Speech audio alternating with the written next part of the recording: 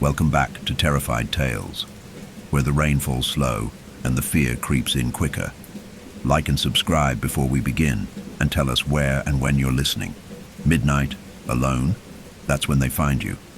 Celia Hunt had never planned on returning to Hollow Woods. The memories, thick and dark like the mists that still shrouded the ancient forest, were too much for her to face. Not after Eden had died there. But now, years later, with her professional success hanging on the edge of a delicate discovery, Celia had no choice. As a botanist, she sought out the rarest and most elusive specimens. And in the quiet, forgotten corners of Hollow Woods, there were plants unlike any other. The very plants she needed for her research, a breakthrough that could make her renowned. Her car crunched over the gravel road as the shadows of the trees closed in around her.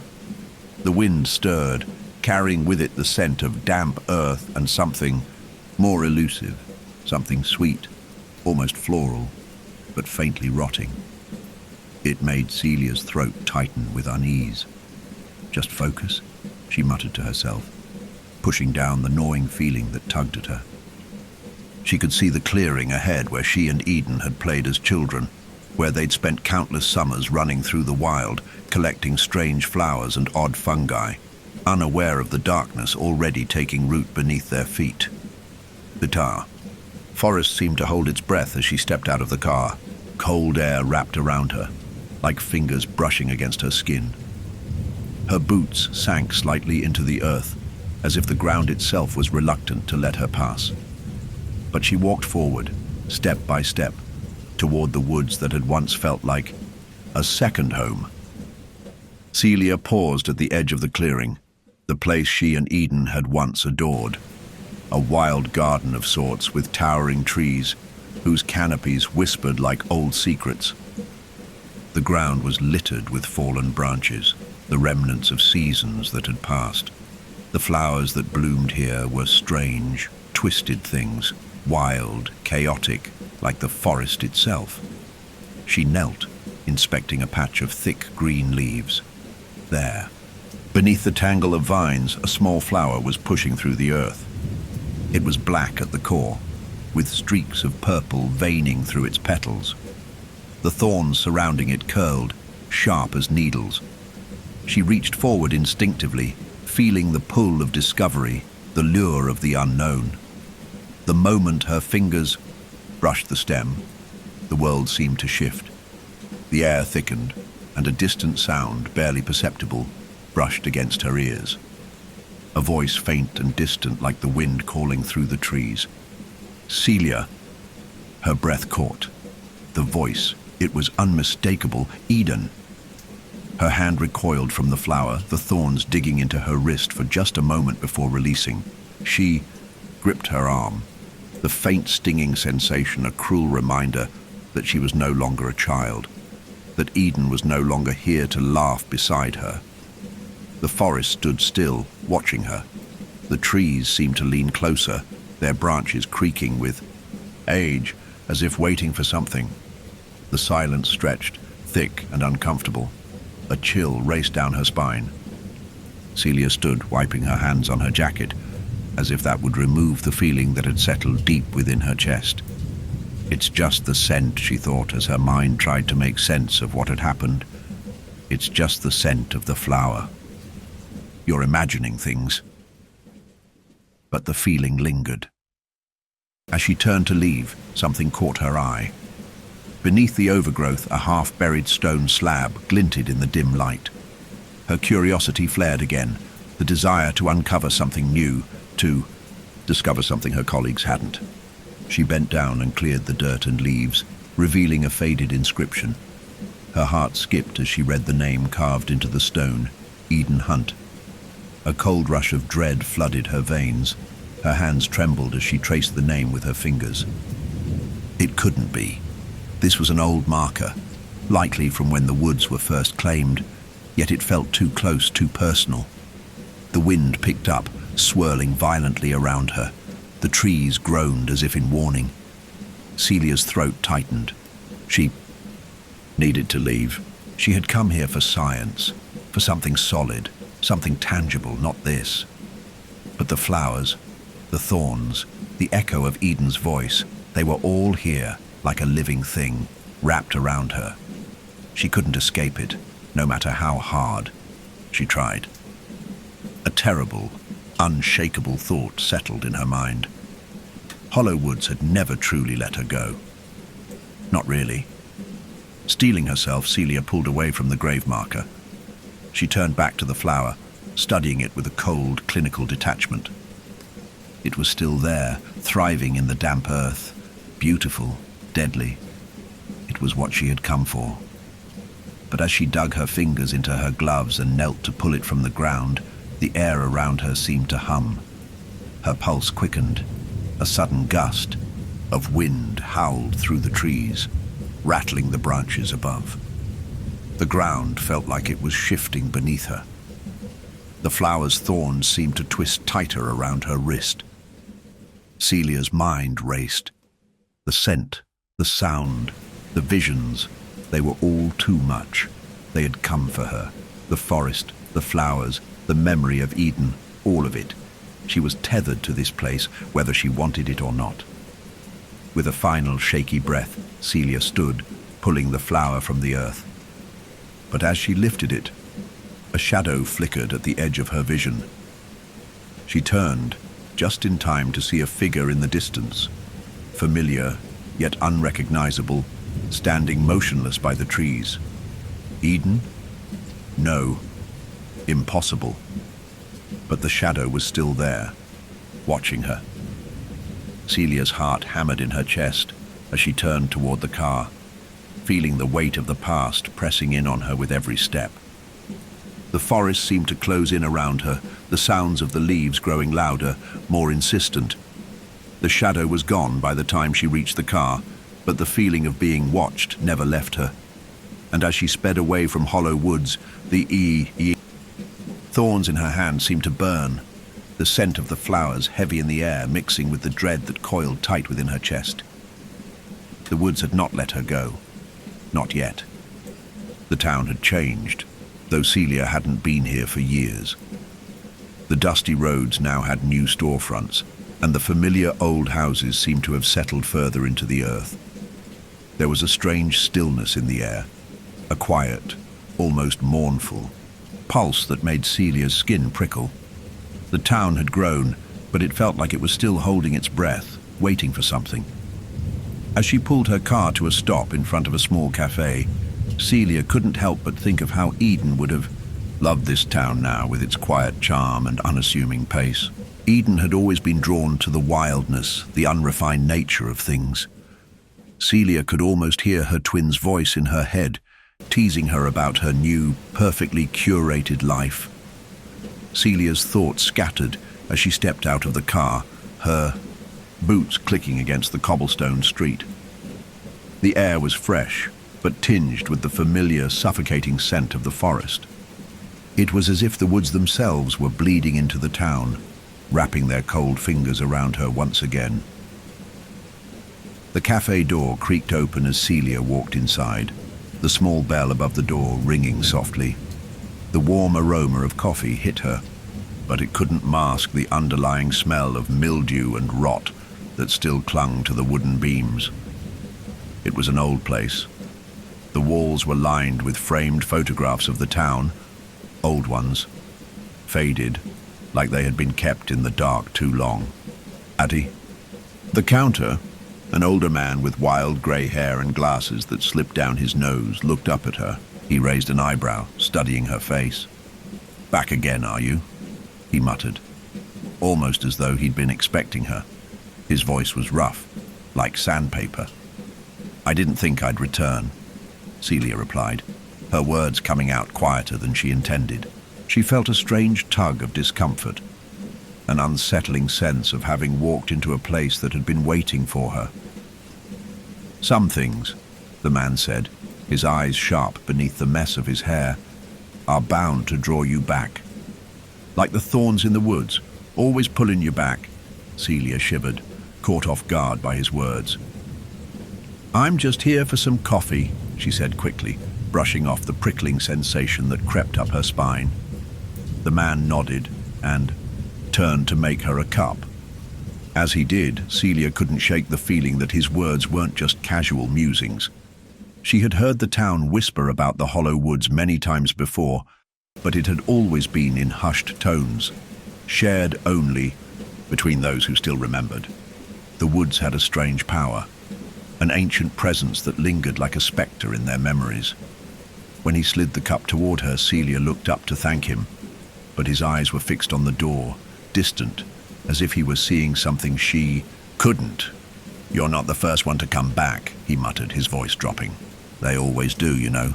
The forest calls them, and sometimes it doesn't let them leave."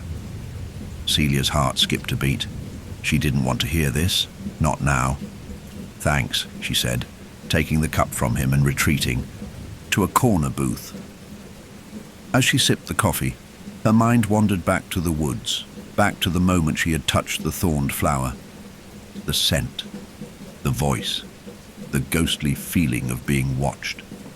It was as though the forest had never let her go, and that thought unsettled her more than anything. The door opened again, and in stepped Dr. Thomas Moreau. Celia's pulse quickened. She hadn't seen him in years, but his tall frame and thick dark hair were immediately familiar. He was still wearing the same dark green jacket, the sleeves rolled up, revealing the tattoos of various plant species on his forearms. His gaze scanned the cafe before locking onto her. His eyes were sharp, focused. "Celia," he said, his voice warm but with an edge of caution. "I didn't expect to find you here. Thought you'd be up in the woods already." "Couldn't stay away, huh?" Celia replied, the words coming out more bitter than she intended. He gave her a tight smile, his eyes glinting with the same obsession that had drawn them both to botany years ago. "I had a feeling. I knew you'd come back. The woods, they're a place of secrets, of knowledge." Celia frowned, wondering if she could trust his easygoing tone. There was something about him that seemed too certain, too fixated. She had learned long ago that obsession could be a dangerous thing. "I found something," she said, her voice almost a whisper, though she wasn't sure if it was for him or for herself. "A flower, a rare one. I think it's the key to everything I'm looking for." Thomas took a seat across from her, his eyes lighting up with curiosity. "The black flower?" he asked, already knowing. Celia nodded, her fingers curling around her coffee cup. "I think so, but it's not just a flower. It feels like it has a connection to something darker. Something I don't fully understand." Thomas leaned forward, his voice dropping to a conspiratorial tone. "The woods have always had that effect on people.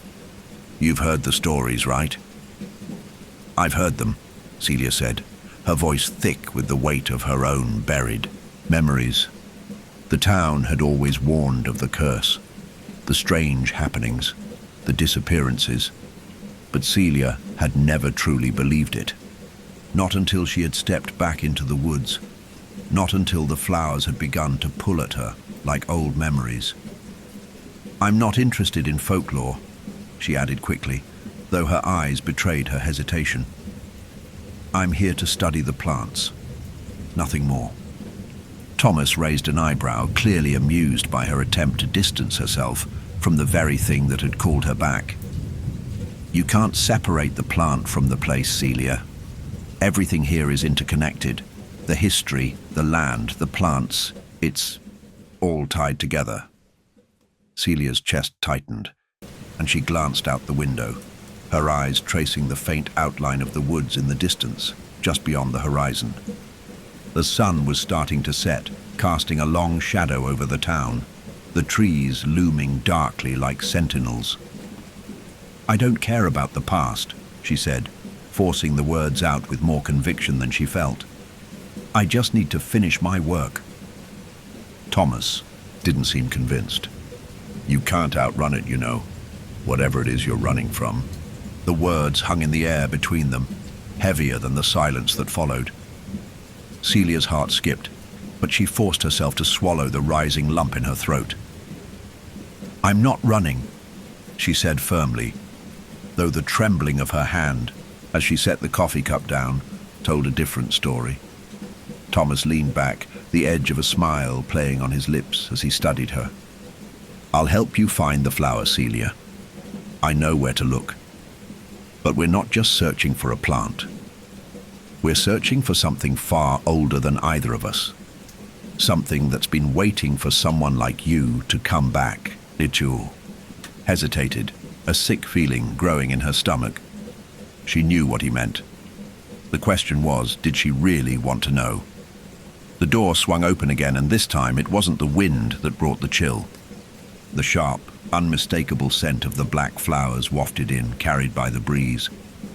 And for a brief, heart-stopping moment, Celia swore she heard Eden's voice again, whispering through the leaves.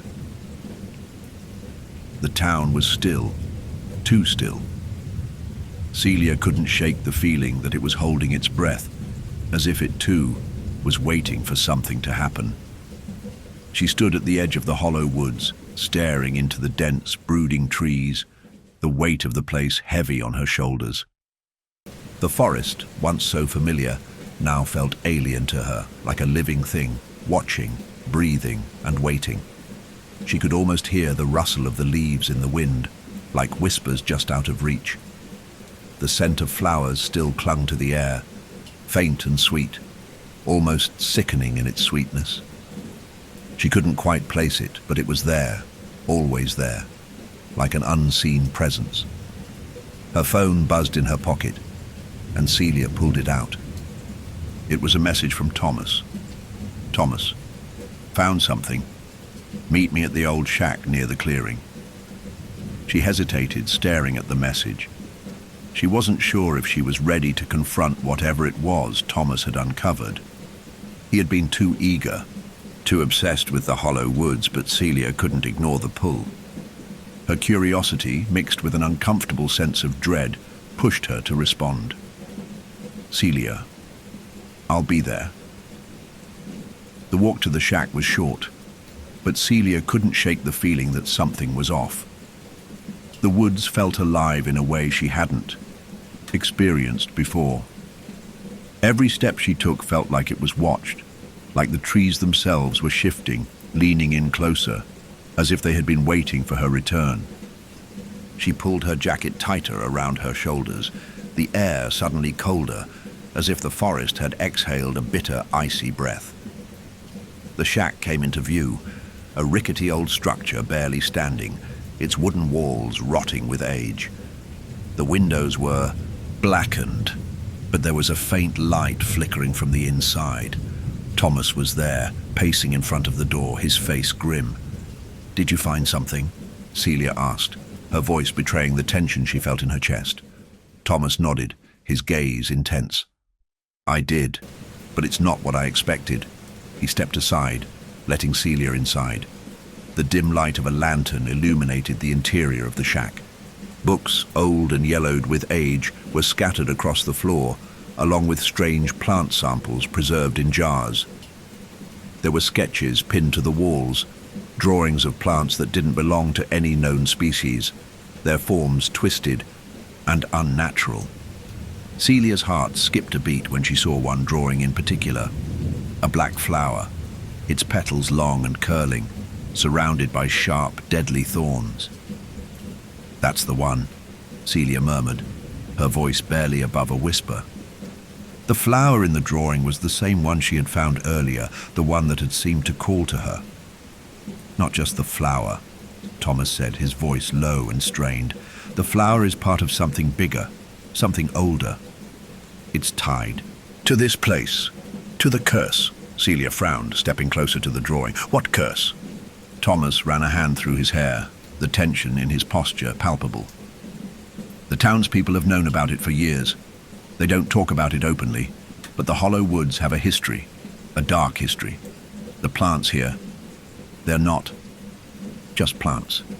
They're part of a ritual, a cycle that feeds off grief, loss, and despair. And it's all tied to your family." Celia's breath caught in her throat.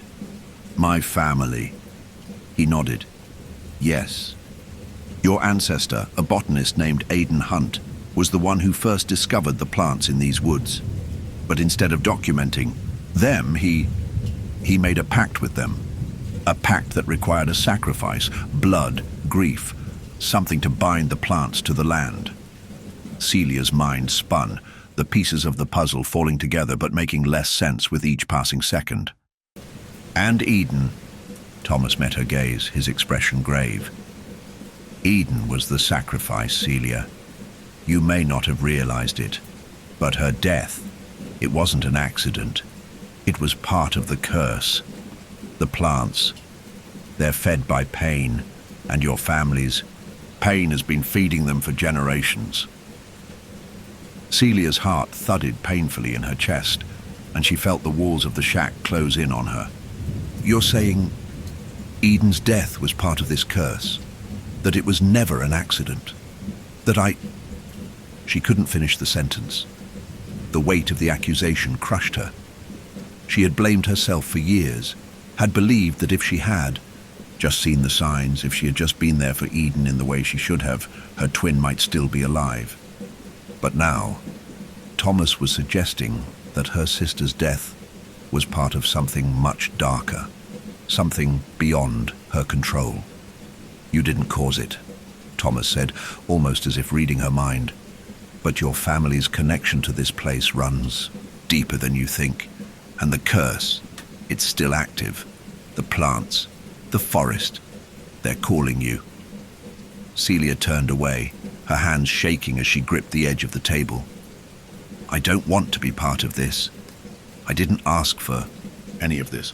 You don't have a choice, Thomas said, his voice firm. The woods won't let you go. The curse is bound to you, Celia, and the only way to stop it is to understand it. You need to confront what happened here. You need to face the truth of your sister's death. Celia closed her eyes, taking a deep breath. She didn't want to hear it, didn't want to acknowledge that the past she had spent so many years running from was tied to something as sinister as this. But she knew, deep down, that Thomas was right. The hollow woods had already claimed her, just as it had claimed Eden before her. She turned back to him, her eyes filled with a mixture of fear and determination. What do we do now? Thomas's eyes flickered with something dark, something that almost felt like excitement. We go deeper. We need to find the heart of the curse, Celia. And to do that, we have to venture further into the woods, into the places where the ritual was performed. Celia swallowed hard, but the pull of the woods, the call of the black flowers, was too strong to ignore. She nodded. Let's go. As they stepped outside, the air had grown thicker, colder. The mists from the woods had started to creep into the town, curling around the buildings like fingers, drawing them in. Celia could hear the faint rustle of leaves in the distance, the soft whisper of the wind. But this time, she could have sworn it wasn't the wind. It was a voice, distant yet familiar. Celia. She shook her head, pushing the voice aside. It was impossible, it had to be. But she couldn't ignore the chill that settled deep in her bones. The forest was waiting, and no matter how hard Celia tried to escape it, she knew she would never be free. The path into the heart of the hollow woods was no longer the playful, carefree trail Celia remembered from her childhood.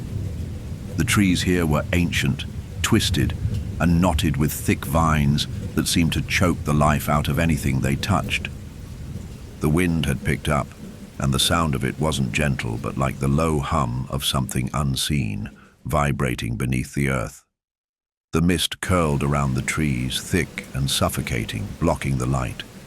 It felt as though the forest itself was breathing, drawing them deeper. Celia's steps faltered. She could feel the weight of the forest pressing in on her, as if the woods were watching her every move. She could feel the prickling sensation on the back of her neck, the same one she had felt when she first stepped into the clearing earlier. It was the same feeling she had felt when she had last been here, as a child. A feeling she had tried to bury. Thomas walked ahead of her, his eyes scanning the forest with a mixture of awe and obsession. His boots crunched over the dried leaves and twigs beneath him, but he seemed unbothered by the growing tension in the air. "Do you feel that?" Celia asked, her voice almost a whisper. Thomas glanced back, his face illuminated by the dim light, filtering through the trees. There was a strange gleam in his eyes, something manic, as though the forest had already begun to take root in him as well. "I feel it," he said softly.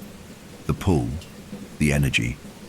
This place, it has a history, a life of its own, and it's drawing us in." Celia shook her head. "It's not just that. Something's wrong. The air feels thick, like it's pressing on me." Thomas didn't respond, but the way he gripped his lantern a little tighter suggested he was starting to feel it too. The wind howled through the branches again, carrying with it a faint, almost melodic sound, a whispering hum that seemed to resonate deep within her bones. It reminded her of the voice she had heard earlier back at the clearing, the voice that had called her name, Eden. The memory of her sister's voice shattered Celia's already fragile composure. It had been years since she had heard it so clearly, so hauntingly. She stopped in her tracks, her heart pounding in her chest. She couldn't move forward. Not yet. "Thomas," she called, her voice trembling. "Do you hear that? Do you hear her?" Thomas turned around, his eyes narrowing. His expression shifted from one of mild curiosity to one of confusion, then concern. "Hear what?" Celia's breath caught in her throat. She hadn't imagined it. It had been there. She was sure of it. The sound of footsteps in the distance. But when she turned to look, the path behind them was empty. The only thing she could see were the gnarled trees stretching their dark limbs upward into the mist. "She's here," Celia whispered, more to herself than to Thomas. Her hands shook at her sides, a cold sweat beading on her forehead. "Eden. She's here with us." Thomas stepped closer, his voice low. "Celia, listen to me. This place, it's not just the trees. It's the memory of those who have passed through here. The grief, the pain, the fear. It all gets absorbed by the forest. And it lingers, feeding the curse." Celia wanted to argue, to tell him he was wrong, that this was just a place, a forest, not something supernatural. But the more she stood there, the more the feeling of being watched, of being drawn into something larger than herself, grew unbearable. She couldn't ignore it anymore. The hollow, distant voice that echoed in her mind was real. It was real because it had always been real. It was Eden. The sound of footsteps came again, this time louder, closer. The air thickened, and Celia's pulse raced. She spun around, her heart thudding in her chest, but once again the path behind them was empty. "Thomas, I can't do this." Her voice cracked. The forest seemed to close in on her, and the air felt as if it had thickened, pulling the very breath from her lungs. The whispers, too faint to make sense of, only grew stronger. "Celia." Thomas's voice was barely audible, a whisper now. "You have to face it. You have to confront what you've been running from. The forest won't let you leave until you do." His words hung in the air like the damp mist, heavy and suffocating. Celia felt a knot tighten in her chest. She had spent years running from the truth of Eden's death, and now it seemed the forest had decided it was time to face that truth. Celia took a deep breath, steeling herself. "Where do we go now?" Thomas stepped forward, motioning for her to follow. "There's an old altar deeper in the woods. It's where the ritual was performed. It's the heart of the curse. If we're going to understand what happened to Eden, we have to go there." as they walked deeper into the woods. The mist grew thicker, curling around them like a living thing, obscuring their vision. The trees grew taller, their gnarled roots twisting out of the ground, creating a web of darkness that seemed to swallow the light. The path they walked was overgrown, but Thomas seemed to know it by heart. Every turn, every bend was second nature to him. Celia's gaze darted around, unable to shake the feeling that they were not alone. Then, through the mist, she saw something, a flicker of movement. At first, it was nothing more than a shadow, too quick to identify. But then, it stopped. Celia's breath caught in her throat. She wasn't sure if it was her mind playing tricks on her, or if it was real, but she was sure she saw a figure standing among the trees. A person, tall and slender, with hair that moved in the wind like dark tendrils. Their face was hidden by the shadows, but the shape, Celia could have sworn it was Eden. Eden, Celia whispered, her voice trembling. The figure didn't move, didn't respond, and in that moment Celia's mind shattered. The figure vanished into the mist, but Celia knew it wasn't gone.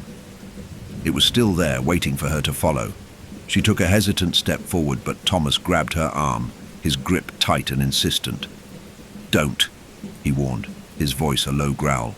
"It's not her. It's the forest. It's feeding off you. Don't follow it." But Celia couldn't stop herself. She felt the pull, the deep need to understand, to confront whatever this was. "I have to," she said, her voice almost a plea. "I have to see her again." Against Thomas's protests, Celia stepped forward, the mist curling around her legs like ghostly hands, urging her to keep moving. Her heart pounded in her chest as she moved deeper into the woods, toward the figure she had seen, or thought she had seen, vanishing into the fog. The shadows seemed to stretch further, pulling her toward them. Every step felt like it was drawing her closer to something she couldn't yet understand. But as the mist swallowed her, she knew, one thing for sure, the hollow woods had never let her go, and neither had Eden. The deeper Celia ventured into the woods, the more the forest seemed to close around her. The trees, with their twisted branches, pressed in on all sides, casting long, gnarled shadows across the path. The mist had thickened, almost as if the forest itself was alive, breathing in time with her own shallow breaths. The air felt heavy, laden with a mixture of damp earth and something else, something sweet and decayed. A familiar, haunting scent. The black flowers were everywhere now, their long thorn stems curling out of the ground in unnatural spirals, their petals a sickly dark purple with streaks of black. They seemed to pulse in the dim light, their thorny tendrils reaching toward her with an almost predatory intent. The faint whispers of the forest grew louder with each step. It was no longer just the wind she could hear, it was something else. Voices, soft, low murmurs, too distant to understand, but close enough to make the hairs on the back of her neck rise. Eden. The name echoed in her mind again, sharp and unmistakable. She couldn't escape it. The ghost of her sister had followed her into the woods, and now, with every step, Celia felt like she was being pulled further into something she couldn't control. "Stop." Thomas's voice broke through the haze of her thoughts. She turned to find him standing a few feet behind her, his face shadowed by the trees. There was something dark in his eyes, something almost possessive about the way he stared at the flowers. "This place, it's not just the plants, Celia. It's the curse. You're not just here for research. The woods are calling to you." Celia swallowed hard, her pulse quickening. She couldn't explain it, but she knew he was right. It wasn't just the flowers. It was everything. The forest, the air, the ground beneath her feet. It all felt as though it was pulling her deeper, consuming her. And the worst part was that it felt like Eden had led her here. "I'm not afraid of them," Celia said, her voice barely above a whisper, though the knot of fear in her stomach told her otherwise. "I just need to understand." I need to know what happened to Eden. I need to know why I couldn't save her. Thomas took a step forward, his gaze intense. You're not here to understand. You're here because the forest wants you to be. The woods have a way of trapping you in your grief. It feeds on it. It twists your memories, your desires. Celia clenched her fists, anger and guilt mixing in her chest. I never wanted to leave her. I never wanted to fail her. Her voice broke as she spoke, the weight of the years spent buried in denial and regret crashing down on her all at once. You didn't fail her, Thomas said, his tone softer than before. But the woods will make you believe that you did. The grief, the guilt, it's feeding this place. And the flowers. He glanced down at the black blooms, his voice dropping lower. The flowers were never just flowers. They were part of the curse. They bind the soul of whoever they touch. Feeding off their pain, Celia's heart raced as his words sank in. The black flowers, the thorns, they were more than just an ominous symbol. They were a physical manifestation of the curse that had consumed her family, and Eden's death had been the key. Celia moved forward, her hand reaching out instinctively toward one of the flowers. Its petals seemed to beckon her, dark and beautiful, their sharp thorns glistening in the half-light. As her fingers brushed against the flower's stem, the air seemed to shift, vibrating with a low, resonant hum that pulsed through her chest. The flowers around her quivered, their thorns curling tighter, as though reacting to her touch. Suddenly, a sharp pain shot through her wrist, and she pulled her hand back with a gasp. Blood dripped from a small cut where the thorns had pierced her skin. The forest seemed to respond immediately, the whispers growing louder, the trees groaning under. Some invisible strain. Celia, don't! Thomas shouted, his face pale as he rushed to her side. But it was too late. The ground beneath them seemed to shift, the mist swirling around them in thick, unnatural spirals. The whispers grew louder, no longer distant, but clear, sharp. The voices weren't just calling her, they were calling for her to remember. A vision hit Celia all at once, a flood of memories, too vivid, too real to be mere imagination. She was standing in the woods again, but this time it was years ago. She was a child, no older than 10, running through the trees with Eden by her side.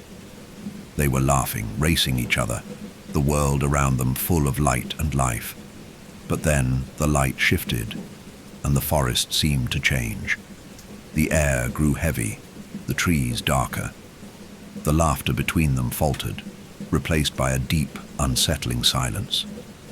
In that silence, a figure emerged from the shadows, tall and gaunt, its limbs twisted and covered in dark thorns like the flowers they had always admired. Eden stopped, her face pale, eyes wide with fear. Celia turned to her, but Eden was no longer there. Instead, the figure was standing before her, its hands outstretched, a dark energy emanating from it, wrapping around Celia like a suffocating embrace. Celia screamed, but no sound came out. The figure loomed closer, its face a blur, but the sensation of its presence was undeniable. It was the forest. It was the curse.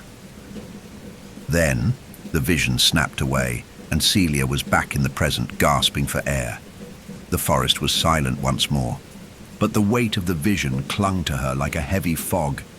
She looked at Thomas, but his face was ashen, his eyes wide with disbelief. "I saw it," Celia whispered, her voice shaking. "I saw what happened to Eden." Thomas was silent for a moment, his eyes darting to the flowers around them, then back to Celia. "You weren't just seeing a memory," he said quietly. "You were seeing the origin of the curse. Eden wasn't just a victim, she was part of it. Her death, her fear, it fed the woods. It gave life to the curse."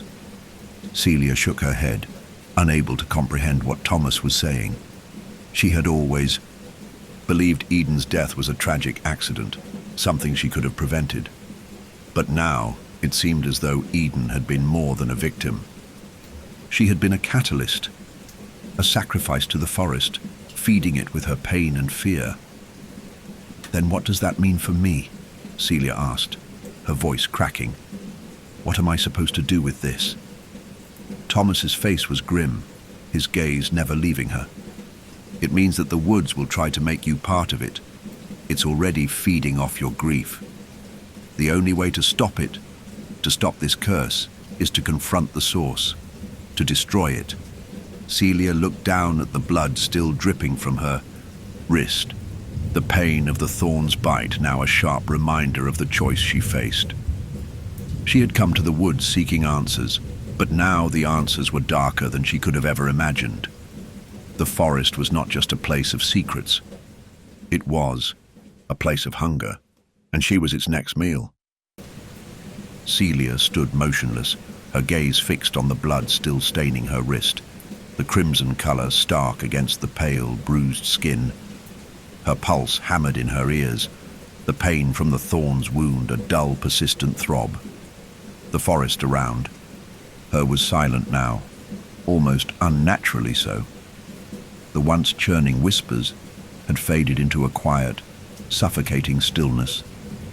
Yet the weight of everything, the forest, the curse, Eden, pressed in on her with a force she couldn't escape.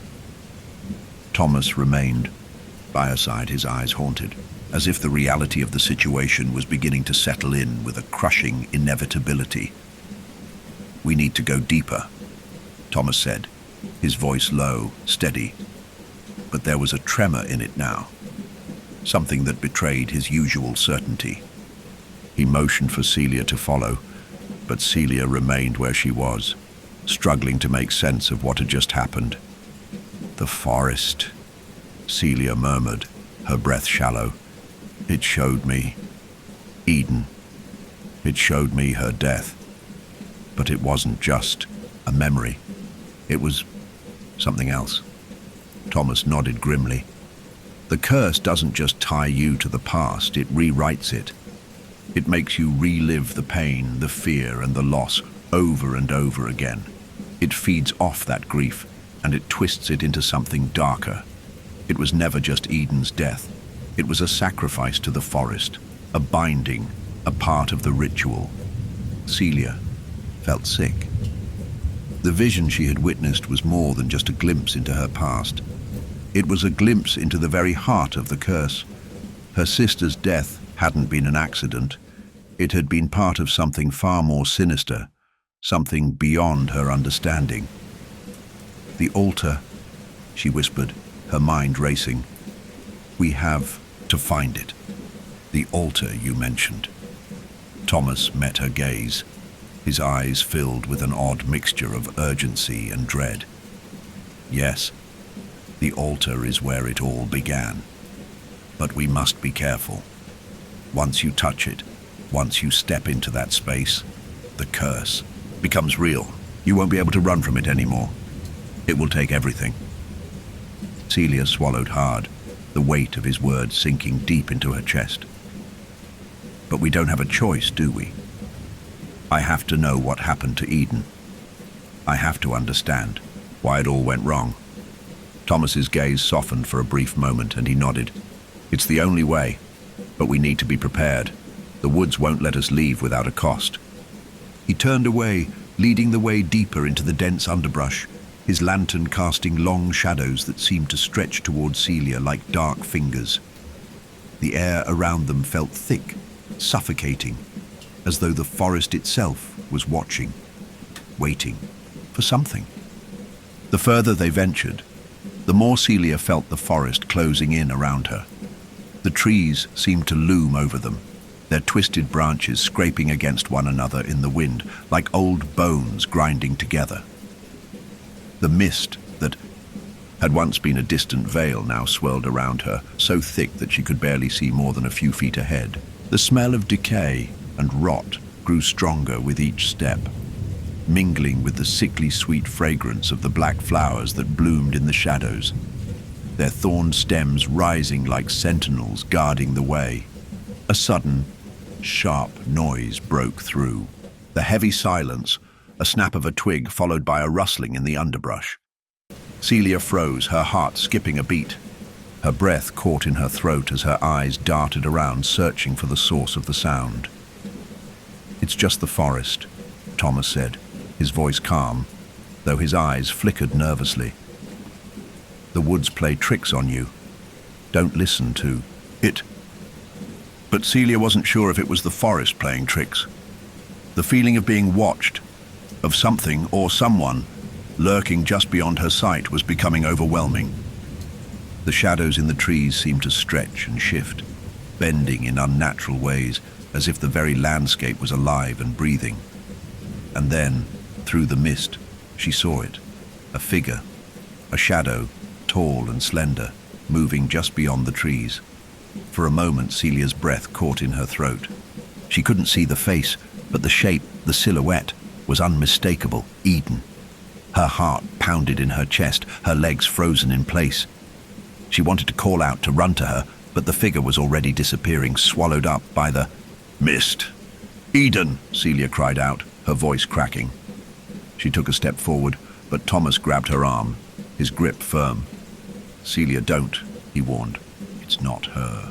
The woods. They twist your memories. It's feeding off your grief, your fear." But Celia was already moving, driven by an undeniable pull. She needed to see her sister again, to know what happened. She had to understand. Ignoring Thomas's protests, she pushed forward, stepping into the thickening fog. The shadows shifted around her, the trees bending inward as though they were closing in on her. She moved faster, her heart pounding in her chest as she called out again, "Eden!" This time, the figure didn't vanish. It stopped. The figure turned slowly, and Celia's breath caught as she saw the faint outline of a face, pale and distorted. But it wasn't Eden, not exactly. It was something else, something darker. The eyes were wide, hollow, empty, like a ghost, like a memory twisted and corrupted by time. Celia's stomach twisted in revulsion. "Eden," she whispered again, stepping forward. But the figure didn't answer. Instead, it seemed to dissolve into the mist, its form becoming a blur of shadow and light, leaving only the echo of its presence behind. A soft, mournful sound reached her ears, a low, unearthly wail, barely audible but full of anguish. It was a cry she knew all too well. The figure was gone, but the voice lingered. The grief, the pain, it was everywhere, all around her. Thomas caught up with her, his face pale, his eyes wide with fear. "Celia, we have to move," he urged, his voice tight with urgency. "This place, it's pulling you in. You can't keep following it." Celia didn't answer. She was too lost in the fog of her own emotions, the flood of memories that the forest had unlocked. Eden. Eden, why did you leave me? The guilt, the pain, it was suffocating, and the forest seemed to be feeding on it, amplifying it. She was close now, the altar. She could feel it. It was just ahead. She didn't know how she knew, but everything in her being screamed that the answers she sought were waiting for her there. With one final glance at Thomas, Celia pushed forward, stepping into the clearing that lay ahead. And there it was, the altar. It was an ancient structure, made of twisted roots and stone, its surface carved with symbols that Celia couldn't quite understand. The air around it was thick with power, and the ground beneath her feet seemed to hum with energy, as if the very earth was alive. And at the center of the altar, surrounded by the black flowers, was a pool of dark, stagnant water. The surface reflected nothing but a deep, endless void. "You understand now?" Thomas whispered behind her. His voice was distant, as if he too was lost in the presence of the altar. "This is where it all began. The curse, the sacrifice, your family's bond to this place." Celia felt the weight of those words like a crushing blow. She had come here seeking answers, but she wasn't sure if she was ready to face what they meant. But the forest had no intentions of letting her leave. Celia stood motionless before the altar, her eyes tracing the intricate carvings on the stone and the twisted roots that spiraled around it like serpents. The black flowers bloomed in unnatural clusters around the altar, their petals glistening with a sickly sheen. The air felt thicker here, more charged, as though the very atmosphere was alive with the weight of centuries of forgotten rituals. The pool of stagnant water at the center seemed to absorb the dim light around it, reflecting nothing but a void, a gaping hole that Celia could almost feel tugging at her soul. The whispers that had been faint before had now grown louder, more insistent. They echoed in her mind, scraping against her thoughts. They weren't just in the air anymore. They were inside her, circling her, twisting her very memories. She could hear Eden's voice, distorted, barely recognizable. "You failed me, Celia." The words slithered through her thoughts like a serpent's hiss, and for a moment she closed her eyes, trying to block them out. The guilt, the regret, it was too much. She had spent years running from the truth, burying her pain in the pursuit of her work, her career, her studies. But now, standing here, in the heart of the forest, the truth was unavoidable. "Celia," Thomas's voice broke through the fog of her thoughts. "This is where it happened. This is where your ancestor made the pact, where it all began." The blood, the grief, the sacrifice. Celia didn't answer. She couldn't. The weight of his words hung heavily in the air, suffocating her. She had suspected something dark, something ancient was at play here, but now it was clear. The forest wasn't just alive. It was an extension of her family's sins, of her own unresolved grief. She turned to Thomas, who stood behind her, his face shadowed in the dim light. His expression was hard, yet there was a flicker of fear in his eyes. It was as if he too was being drawn into this place, this curse that had bound her family for generations. "I don't understand," Celia said, her voice trembling. "Why did my ancestor make this pact? What did they want from the forest? Why did Eden have to die?" Thomas's eyes flickered toward the altar, his gaze distant. "The pact was made for power, for knowledge. Your ancestor, Aidan Hunt, was a botanist like you. He sought to unlock the secrets of the plants in these woods, to harness their power. But what he didn't realize was that the forest has a will of its own. It doesn't give power freely. It demands a sacrifice. And that sacrifice," he paused, his voice growing darker, "is the soul of someone close to you, someone who carries your grief." Celia's stomach turned. "So Eden was the sacrifice?" Thomas nodded grimly. "Yes, Eden's death wasn't just an accident. It was part of the curse. She was the offering, the one who would bind your family to the forest forever. And now it's your turn. The woods are calling for you, Celia. They've already claimed part of you."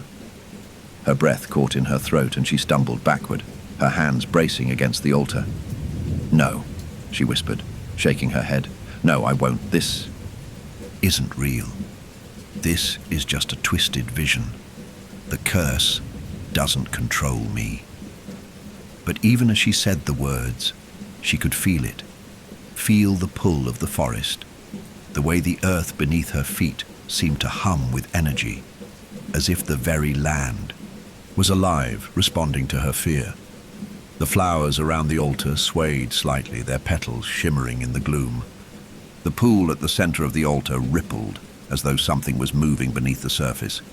The whispers grew louder, pressing in on her, filling her head with voices. "Eden! Eden!" "Stop it!" Celia shouted, her hands pressing against her ears as if she could block out the sound. But it was inside her now. The forest had already burrowed deep into her mind, into her memories. She could feel Eden's presence all around her, in the air, in the wind, in the very soil beneath her feet. And then, through the fog of her grief and confusion, a figure appeared. It was Eden, or at least it looked like Eden. But something was wrong. Her sister's once bright, playful eyes were now hollow, her face twisted in an expression of anguish. She stood in the mist, surrounded by black flowers, her figure translucent, almost ghostly. The scent of the flowers thickened, choking the air with their cloying sweetness. Eden, Celia breathed, stepping forward, her heart aching at the sight of her sister. "I'm sorry," she whispered, her voice trembling with regret. "I'm so sorry." Eden didn't speak. Instead, she extended her hand, her fingers curling slightly, as if beckoning Celia to come closer. The ghostly figure was so real, so tangible, that for a moment, Celia almost believed she could reach out and touch her. She took a tentative step forward, drawn to her sister's apparition. But just as her fingers were about to touch the air between them, the figure of Eden flickered, distorting like a mirage. Celia gasped, stumbling back, her heart racing. The figure wasn't real, it couldn't be. And then the forest spoke. It wasn't Eden's voice. No, this was deeper, darker, an ancient, hollow voice that resonated from the ground itself. "You will be the next sacrifice." Celia's blood ran cold. She felt the earth tremble beneath her feet, the mist swirling around her, rising like tendrils to choke her breath. The ground around the altar cracked, and the pool of water bubbled violently, sending ripples across the surface. Celia stepped back, her heart pounding in her chest. "It's happening," Thomas said quietly, his voice thick with dread. "The ritual is beginning." Celia turned to him, her eyes wide. "What do you mean?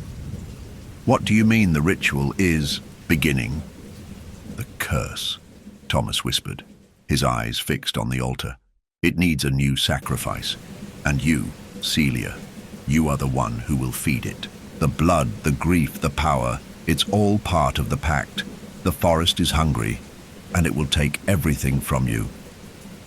A scream rose in Celia's throat, but it was swallowed by the deafening noise of the forest itself, the wind howling through the trees, the whispers rising to a crescendo. The ground shook beneath her feet as if the very earth itself was splitting open. And then, in the center of the altar, the pool began to glow. It wasn't water anymore. It was a swirling liquid darkness, an abyss that seemed to pulse with malevolent energy. And from it, something emerged, a figure. The figure of Eden, her face now twisted in agony, her eyes wide with fear. But this wasn't Eden's spirit anymore. This was something else, something that had been born from the forest itself. Her body, pale and lifeless, was draped in black vines that twisted and writhed around her like serpents. It wasn't Eden anymore. It was the forest, the curse, the thing that had been feeding off their grief for generations. And now it was calling to Celia. The air felt heavy, almost suffocating, as Celia stood before the altar, her heart thudding painfully in her chest. The pool in front of her had ceased its violent bubbling, now a swirling mass of black water that seemed to mirror her deepest fears. The dark vines had wrapped tighter around the altar, growing, expanding, as if they were alive, feeding off the tension, the fear, the grief that had hung in the air since her arrival. And then there was the figure, Eden, but not Eden, not. Truly, this was something else, something far darker and far more twisted. Her face, once familiar and filled with warmth, was now contorted in agony. Her eyes were wide, but there was no recognition in them, no love, no sisterly bond, just emptiness. She was pale, lifeless, her skin stretched tight over her bones, the vines entwining her body like they were part of her. The figure of Eden stood at the edge of the pool, motionless. The black flowers that had bloomed around the altar now began to bloom in the air around her, floating like dark halos, their thorns reaching toward Celia like the fingers of some unseen, hungry creature. Celia stepped back instinctively, her breath catching in her throat. She couldn't move. She couldn't speak. The sight before her was too real, too painful. Every inch of her screamed for escape, but the pull of the forest was far stronger than her will to flee. This isn't... You, Eden, Celia said, her voice shaking, barely a whisper. She reached out, but her hands trembled so violently that they were almost useless. You're not here. You're not real. The figure flickered, its form dissolving for a moment, and then reappearing with even more intensity, more menace. It's too late, Celia. The voice was Eden's voice, but not Eden's. It was distorted, low, thick with the sound of the forest itself, a voice warped by pain, by the curse that had bound them both to this place. The trees groaned, the wind howled, and for a moment, Celia thought she might collapse under the weight of it. Eden! Celia cried out, her voice rising now, desperation creeping in. Please, please come back. I'm sorry. I didn't mean for any of this to happen. But the figure didn't answer. Instead, the black flowers around the altar pulsed in time with Celia's heart, drawing her attention away from Eden and toward the growing darkness. She looked down, at the ground, her eyes drawn to the stones at the base of the altar. The carvings were faint, but still visible, symbols she hadn't noticed before, ancient and cryptic. Her heart skipped a beat as she recognized one of them, the symbol of a thorn.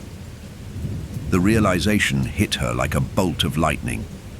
The altar wasn't just a place where a sacrifice had been made.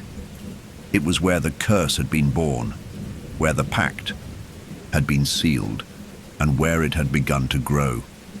The thorns weren't just part of the plant. They were part of the curse itself, living, breathing manifestations of pain, loss, and regret. She turned back to Thomas, who had remained silent until now. His face was pale, his eyes wide with something that was barely concealed terror. He was staring at the figure of Eden, his lips trembling as if he were caught between disbelief and some kind of understanding. Thomas, Celia whispered, her voice cracking. What is this? What does it want from me? He didn't answer, immediately. His gaze was fixed on Eden's figure, his face drawn tight. It's not your sister anymore, he said softly, his words trembling with a quiet horror. The curse, it uses the dead, the ones who were lost. It turns them into something else. The forest feeds on grief, on pain, on memories, and now it's feeding on yours. The wind howled around them again, its low moan rising in intensity. The flowers too began to twitch, their thorns curling and unfurling like serpents waking from a long slumber. The air grew thick, almost sticky with the smell of decay. The figure of Eden raised her arm, her hand still twisted by the black vines that clung to her, and pointed directly at Celia. You are the next one, the voice intoned again, its echo stretching, reverberating in the hollow spaces of the forest.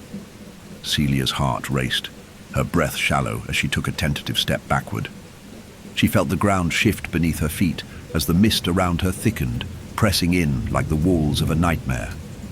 She knew the curse had always been here, buried beneath the surface of the earth, but now it was drawing closer, wrapping itself around her with every breath she took. Celia. Thomas's voice trembled.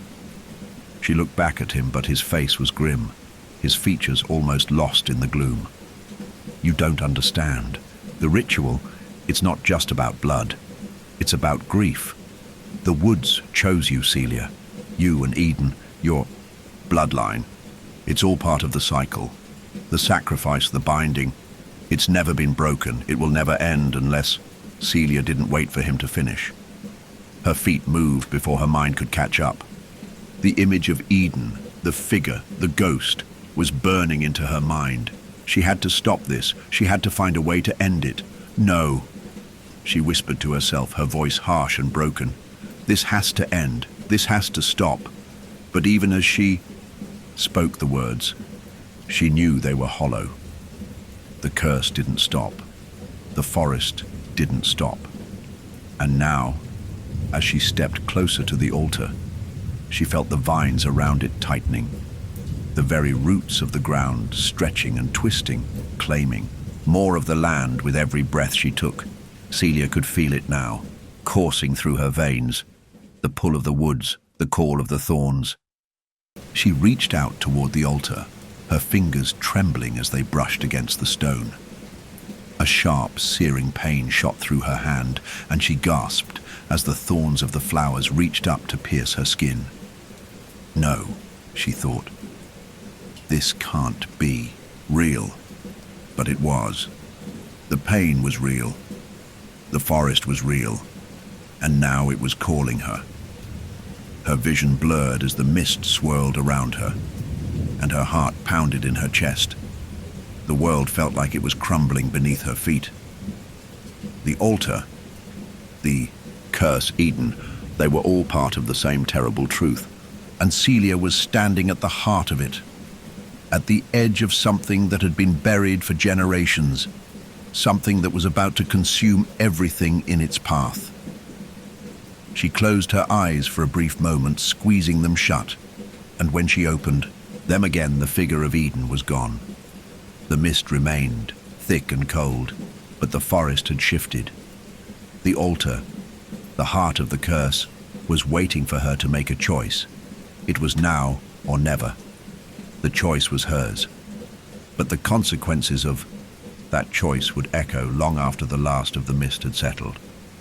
Celia took a deep breath, steeling herself for whatever came next. Celia stood at the altar, her hand still pressed against the cold, smooth stone. The pain from the thorns had subsided, but the strange energy in the air had only grown stronger. It seemed to vibrate in the very ground beneath her feet, pulling at her, urging her to make a decision she wasn't ready to face. The forest, the flowers, the curse, it was all coming to a head. She could feel it, deep in her bones, as if the woods were waiting for her to take the next step. Behind her, Thomas stood silent, his face pale, his eyes fixed on her. He hadn't moved, hadn't spoken since Celia had touched the altar. There was fear in his gaze, but also something else, something more primal. He had warned her. He had told her that she was walking into something she couldn't escape. But here she was, standing on the precipice of it all, unable to turn back. "You are the next one." The words echoed in her mind, the voice of the forest, the voice of Eden's twisted figure repeating over and over like a chant. "You are the next one." Celia squeezed her eyes shut, willing the words to stop, but they only grew louder. The thorns on the flowers around her seemed to twitch in response to her distress, their dark tendrils reaching out toward her like 1,000 hungry fingers. "Celia," Thomas's voice cut through the noise, low and urgent. "You need to listen to me. This place, this curse, it doesn't care about your guilt. It doesn't care about your pain. It wants something from you, something that only you can give." Celia shook her head, but the words felt like they were sinking into her skin, burrowing into her thoughts. Her grief, her guilt, the loss of Eden, everything she had buried deep inside of her for so long was now coming to the surface, exposed and raw. The forest could taste it, could feel it, and it was hungry.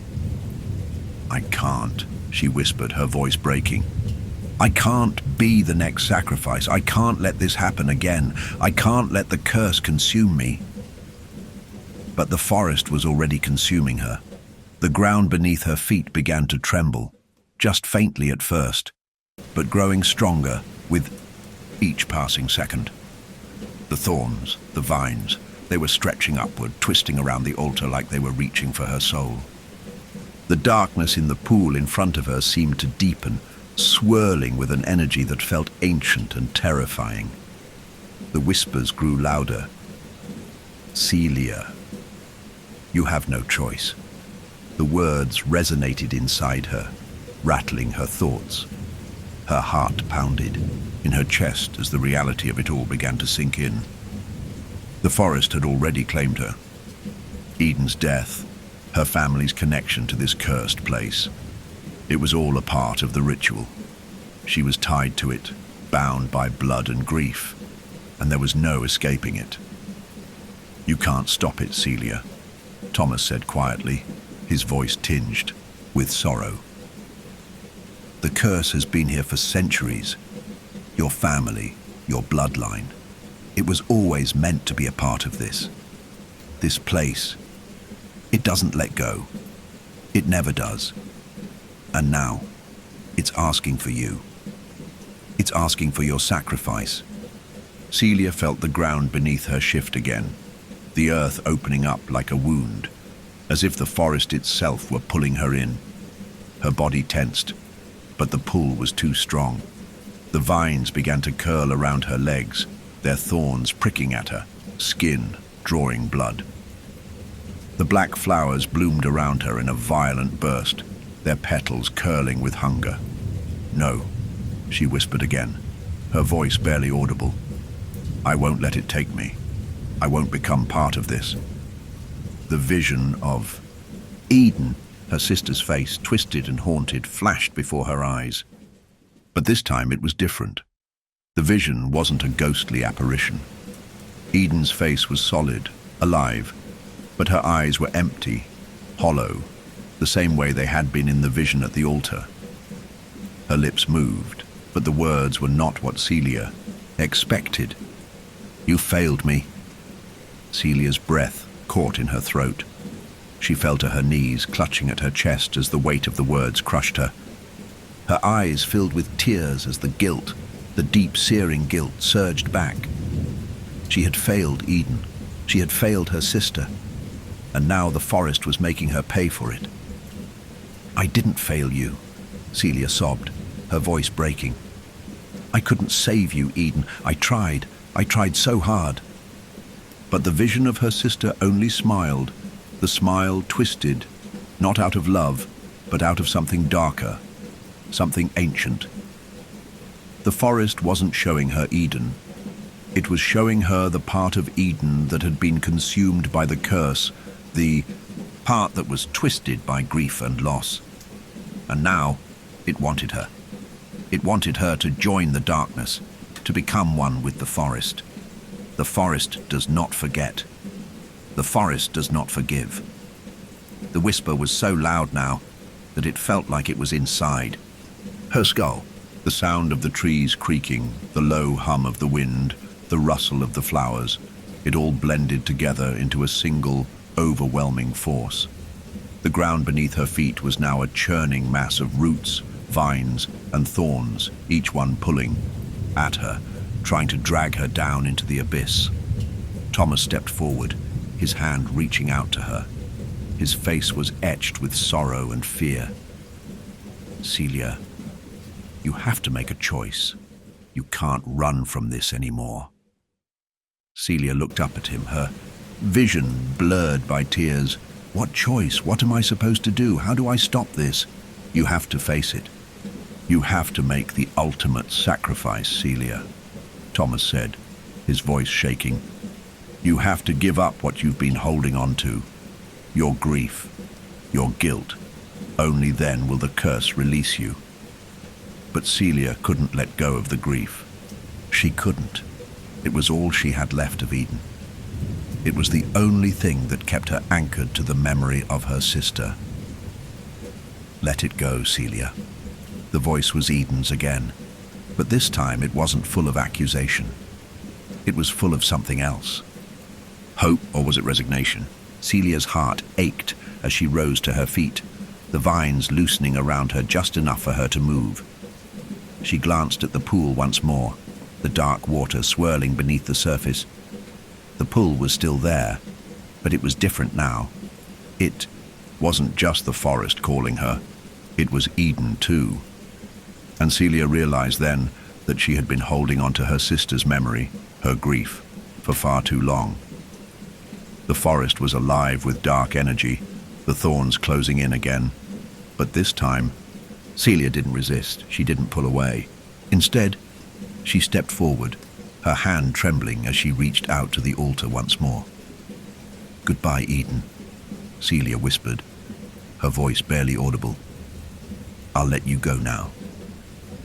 As her fingers touched the altar again, the ground beneath her began to tremble, the dark flowers shaking violently. The air around her felt like it was being ripped apart, the pressure of the curse easing, but only for a moment. The choice had been made, and now the forest would either release her or claim her forever. Celia's fingers trembled as they touched the altar again, the stone cool and smooth beneath her hand, yet heavy with centuries of guilt and grief.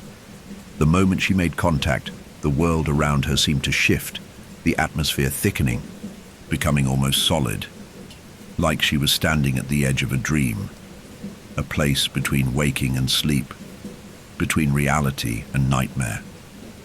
The air was still, suffocatingly so. The whispers had stopped. The violent hum of the wind ceased, and the trees were eerily silent. Everything seemed to hold its breath, waiting for the inevitable. The moment of release or destruction was here, and Celia could feel the weight of it pressing down on her chest. And then, with a soft, almost imperceptible rumble, the ground beneath her feet began to tremble. The vines, which had once seemed so passive, began to shift. The black flowers around the altar twisted, their stems curving upward as though they were reaching for her. The scent of decay and sweetness mixed into an overpowering stench, making her stomach churn. She could feel the forest reacting to her presence, responding to her choice. "Celia." Thomas's voice broke through the thick, oppressive silence. He stood a few paces behind her, his eyes wide, his voice shaky. "You have to let go. You can't keep holding on to this. You're letting the curse feed on you." But Celia didn't turn to face him. She couldn't. The power that emanated from the altar, from the very ground she stood on, held her in place. She had made her choice, and now there was no going back. The vines around her feet began to tighten, creeping up her legs, the thorns biting into her skin. The pain was sharp, searing, but it was nothing compared to the ache in her chest, the weight of the grief that had been building inside her for years. She could feel the forest, the curse drawing closer, pulling her deeper into its heart. It was asking for something from her, something she wasn't sure she could give. "Let it go, Celia." The voice, faint and familiar, echoed in her mind again. It was Eden's voice, but this time, it wasn't distorted or taunting.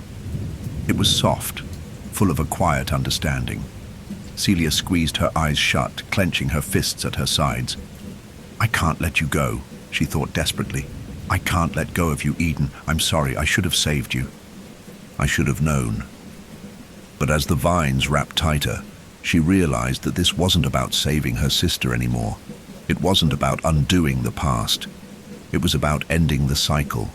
It was about breaking the curse that had tied her family to the hollow woods for so long.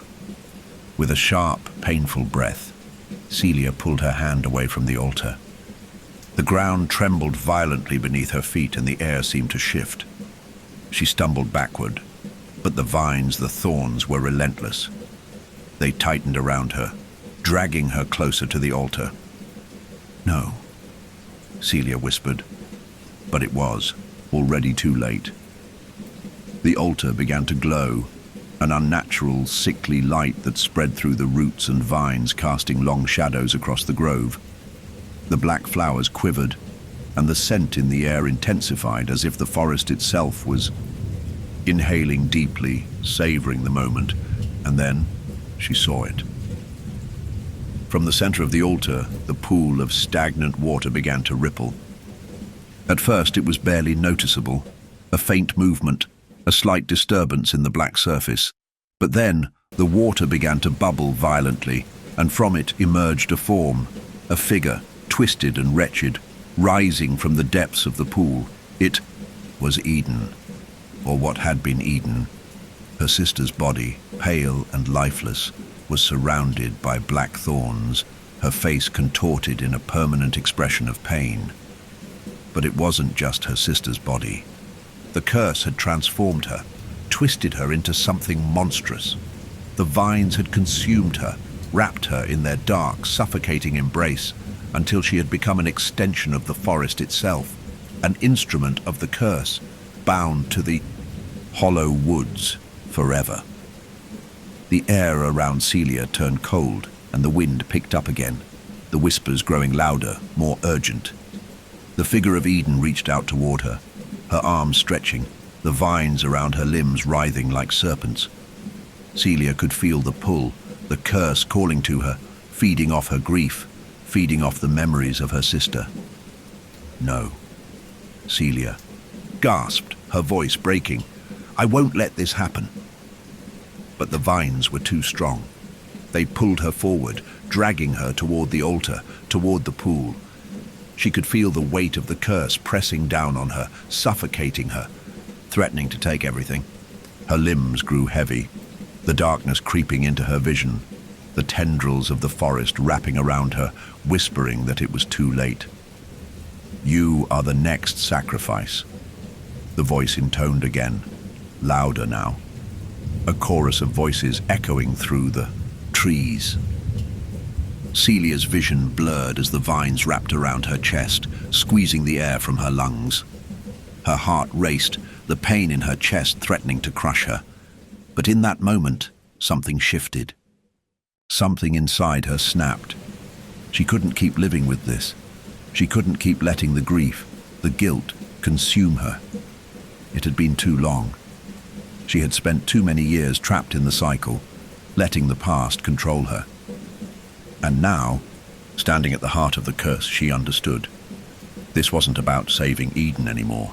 It was about saving herself. It was about breaking free. With all the strength she could muster, Celia reached for the vines around her, her fingers trembling as they brushed against the dark tendrils. The moment her skin made contact, the vines recoiled, as if repelled by something deep inside her. Celia pulled herself free, gasping for air. She stepped back, her body shaking, her heart pounding in her chest. The figure of Eden, her twisted, corrupted form, disappeared into the shadows, swallowed by the forest. For a moment, everything was still. The wind had stopped. The whispers had faded. The forest seemed to hold its breath, as if waiting for something. Celia stood there, her hands still trembling, her mind reeling from what had just happened. She had done it. She had broken the cycle. But at what cost? The ground beneath her feet rumbled again, but this time it wasn't pulling her in. It was releasing her. The vines began to recede, retreating into the earth, leaving Celia standing alone in the clearing. The flowers, too, withered, their dark petals curling and falling to the ground in slow, mournful silence. The forest, the hollow woods, seemed to let out a long, ragged sigh, as if it had been waiting for this moment. But even as the tension in the air lifted, Celia knew this wasn't over. The curse had been broken, but the forest still held its grip on her. It would always be there, lurking in the shadows, waiting for her to return. For now, though, she was free. For now, she had survived. Celia's chest heaved as she stepped away from the altar, the last remnants of the curse's grip dissolving into the air. The hollow woods around her seemed to breathe a collective sigh, but the forest was not done with her yet. The ground, beneath her feet, still trembling from the ritual, was now eerily still. The vines that had once sought to consume her lay scattered, shriveled and dry, their once vibrant thorns dulled and brittle. The air had cleared, but it was filled with an unsettling silence that stretched on longer than she was comfortable with. The oppressive weight of the forest had lifted for a moment, but Celia could still feel the remnants of the curse swirling at the edges of her thoughts, as if it were waiting for something, waiting for her to make the next move. waiting for her to acknowledge the cost of breaking the cycle. She glanced behind her toward the fading figure of Thomas. He had been standing at the edge of the clearing, silent and still, watching her, with a mixture of disbelief and awe. The look on his face was strange, almost as if he too had been caught in the power of the ritual, its forces pulling at him even as they were released from Celia. "It's over," Celia whispered, more to herself than to Thomas, but he heard her. His gaze softened, but there was a distant, haunted look in his eyes. "Is it, though? You've broken the curse, yes, but what have we lost in the process?" Celia hesitated. She wasn't sure how to answer him.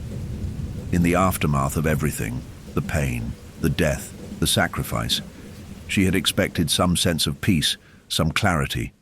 But the hollow weight in her chest, the ache of her sister's memory still lingering, was not something that could be so easily erased.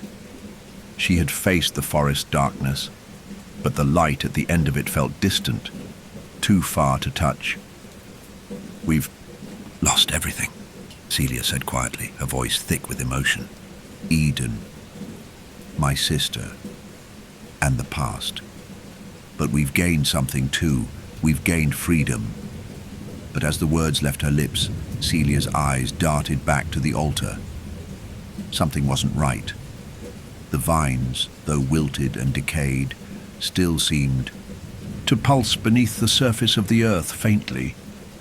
The clearing, though calm, still felt charged, as if something unseen was lingering just beneath the surface. She took a hesitant step back toward the altar, drawn by an impulse she didn't fully understand. Thomas moved to follow her, his footsteps echoing in the dead silence of the grove. "Celia, stop. Don't go back to it. It's done. Let it go." But Celia couldn't stop. Something deep within her compelled her to approach the altar again. She hadn't finished. She hadn't completely severed the connection. "Celia," Thomas warned again, his voice tight with fear. "The forest won't just forget. The curse may be broken, but it will leave its mark on you. It will always be there, lurking in your memory, in your blood." Celia stopped before the altar, her fingers hovering just above the stone. The surface was cold, unnervingly so, despite the warmth of the air around them. She could still feel the faint hum of energy beneath the stone, a lingering pulse from the ritual. It wasn't gone, not completely. Her breath caught when she noticed something she hadn't seen before. A small, delicate thorn resting on the altar. It was dark, almost black, with faint veins running through it, and it glinted ominously in the dim light. She reached for it hesitantly, drawn to it against her better judgment. The moment her fingers brushed against the thorn, the forest responded. The ground beneath her feet jolted violently, throwing her off balance. A deafening sound rang in her ears, a low, guttural growl, like the earth itself was awakening. The vines, now revived and hungry, began to twitch again, their twisted stems reaching toward Celia. But this time, the pull was far stronger. The forest was no longer simply watching her, it was reacting to her, reacting to the thorn. "What did you do?" Thomas shouted, grabbing her by the arm and pulling her away from the altar. But Celia couldn't pull away from the feeling that was now surging through her. The curse hadn't been fully broken. The forest was still here, it had never really left.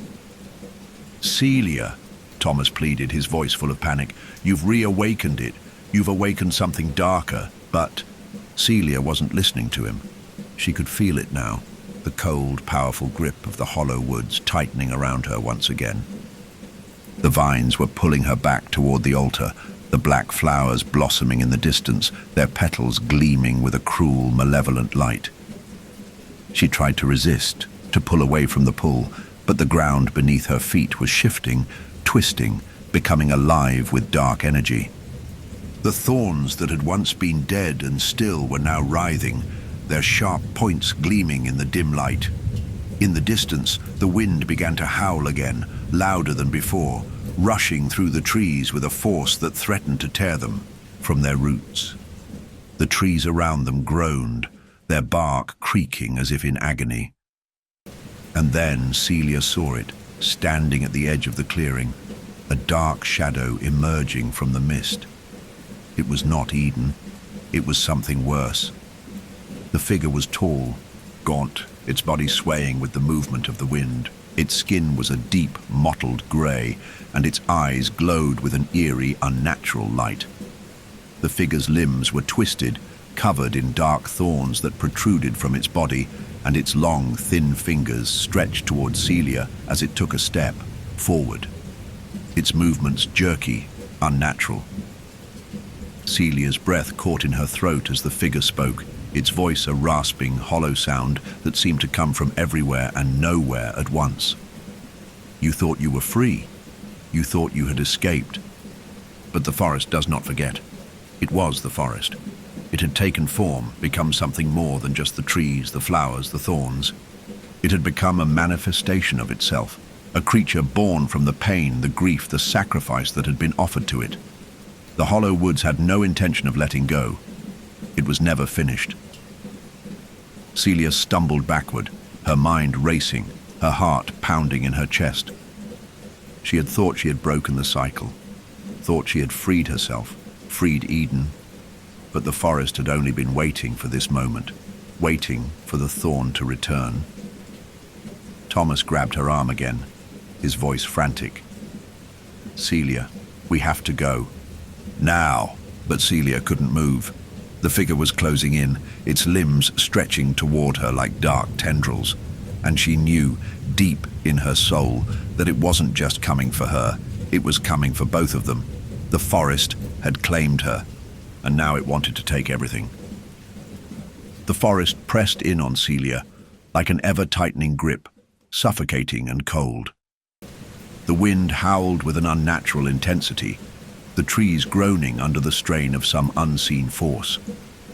The figure that had emerged from the depths of the mist, gaunt and twisted, loomed at the edge of the clearing, its glowing eyes fixated on Celia with an intensity that made her skin crawl. The air around her felt thick with an unnatural energy, the very ground beneath her vibrating with the pulse of the hollow woods. The creature's presence was like a heavy weight on her chest, and Celia felt herself stumble backward, almost as though the forest was pushing her, forcing her into a retreat she wasn't ready for. The air was thick with the scent of the decaying flowers, their sharp thorns snapping in the wind like the crackling of bones. "We need to get out of here," Thomas shouted, his hand gripping her arm tightly. His face was pale with fear, his eyes wide, but there was no escaping the reality of their situation. The woods were alive, and they had been alive for far longer than either of them had imagined. This was no longer just about the curse. This was about something ancient, something that had been waiting for them both. But Celia couldn't move. Her eyes remained locked on the figure, the twisted creature that stood at the edge of the clearing. The forest had always been a part of her in some way, but now it felt as though it had become her entire world. Its roots, its branches, its endless darkness. It was as though the hollow woods itself had come alive, and the cycle was far from broken. The creature took a step forward, its limbs contorting in grotesque ways. The thorns protruding from its body glinted in the light, their jagged edges sharp and cruel. As it moved, the ground beneath it seemed to wither, the earth drying and cracking as if the very soil could feel the weight of its presence. "It's coming for us," Celia thought, her mind racing. "It's coming for both of us. Thomas, we have to end this. We have to break it now," Celia said, her voice shaking with the realization that she could no longer deny the forest's power. It was never just a curse, it was the forest itself, its roots deep within the land, entwined with her family, her bloodline. This had been inevitable. The hollow woods had claimed them both, and now they were a part of it. Break it? Thomas's voice cracked with disbelief. "Celia, the forest. It's alive. You can't just break it. It's part of everything. The roots, the vines, it's all connected. The blood, the grief, the sacrifice, it's all intertwined.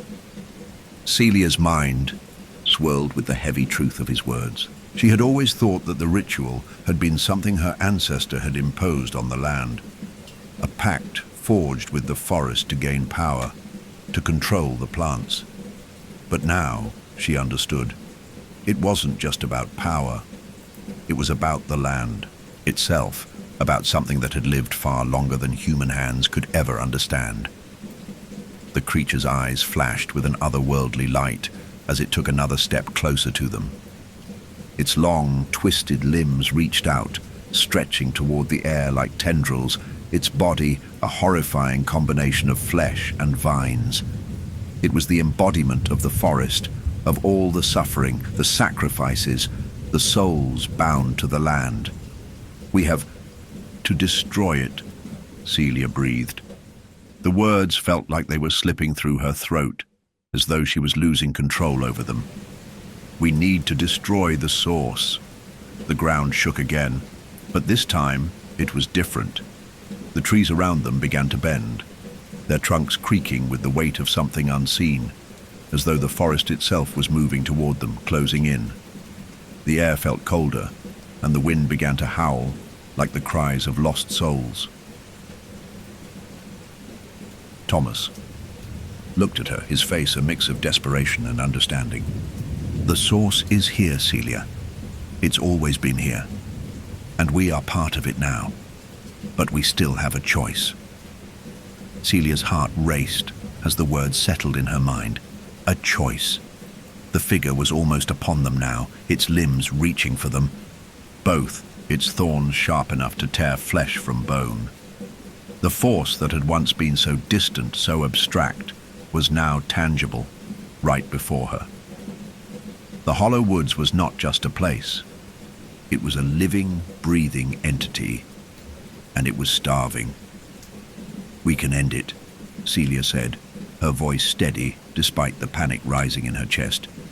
We have to. She turned toward the altar once more, the place where the curse had been born.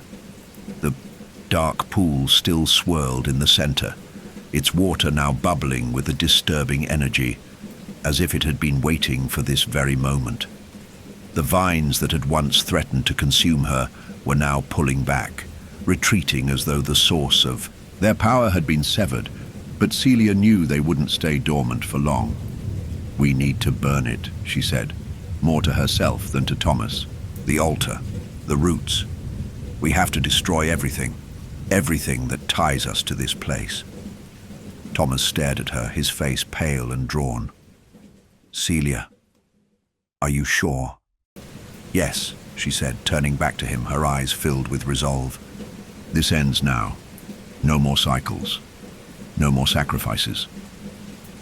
Thomas hesitated for a moment, but then his face hardened with determination. Then let's finish it. Together, they moved toward the altar, their steps quick and purposeful. Celia's hand brushed the stone again, but this time it was different. She didn't feel the same sense of pull, the same terrible weight. Instead, she felt the thrum of the forest pulsing beneath her fingers, desperate to hold on, to keep her from breaking free. We need fire, she whispered urgently. The roots. Everything needs to burn. It's the only way.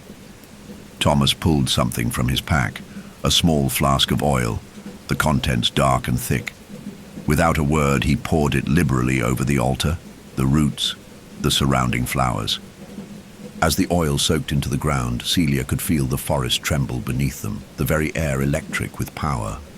The vines around the altar began to writhe, their thorns sharpening, as though they were aware of the threat. Now, Celia said, her voice trembling with anticipation.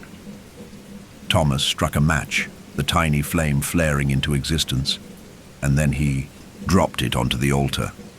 The fire caught instantly. It spread quickly, licking at the roots, the dark flowers, and the altar itself. The flames crackled hungrily, the heat rising in waves.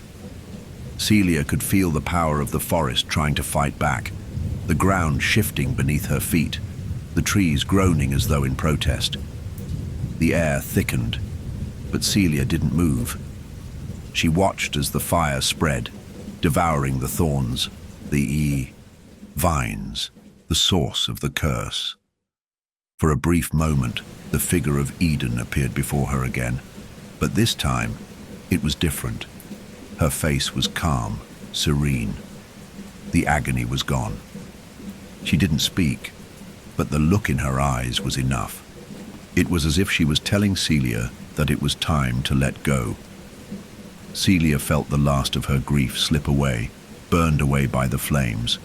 And then, as the fire consumed the altar, the thorns and the roots, a strange silence fell over the forest. The winds died down. The earth stilled. And for the first time, the hollow woods were quiet. The curse had been broken. But Celia knew, as the smoke curled into the air, that the forest would always remember. She had destroyed the heart of the curse, but the hollow woods would never be fully erased. It would always be there in the shadows, in the roots beneath the earth. For now, though, she was free. The smoke from the burning altar billowed into the air, twisting and curling into the sky as the fire crackled and consumed the dark roots, the thorns, and the blackened flowers that had once defined the hollow woods.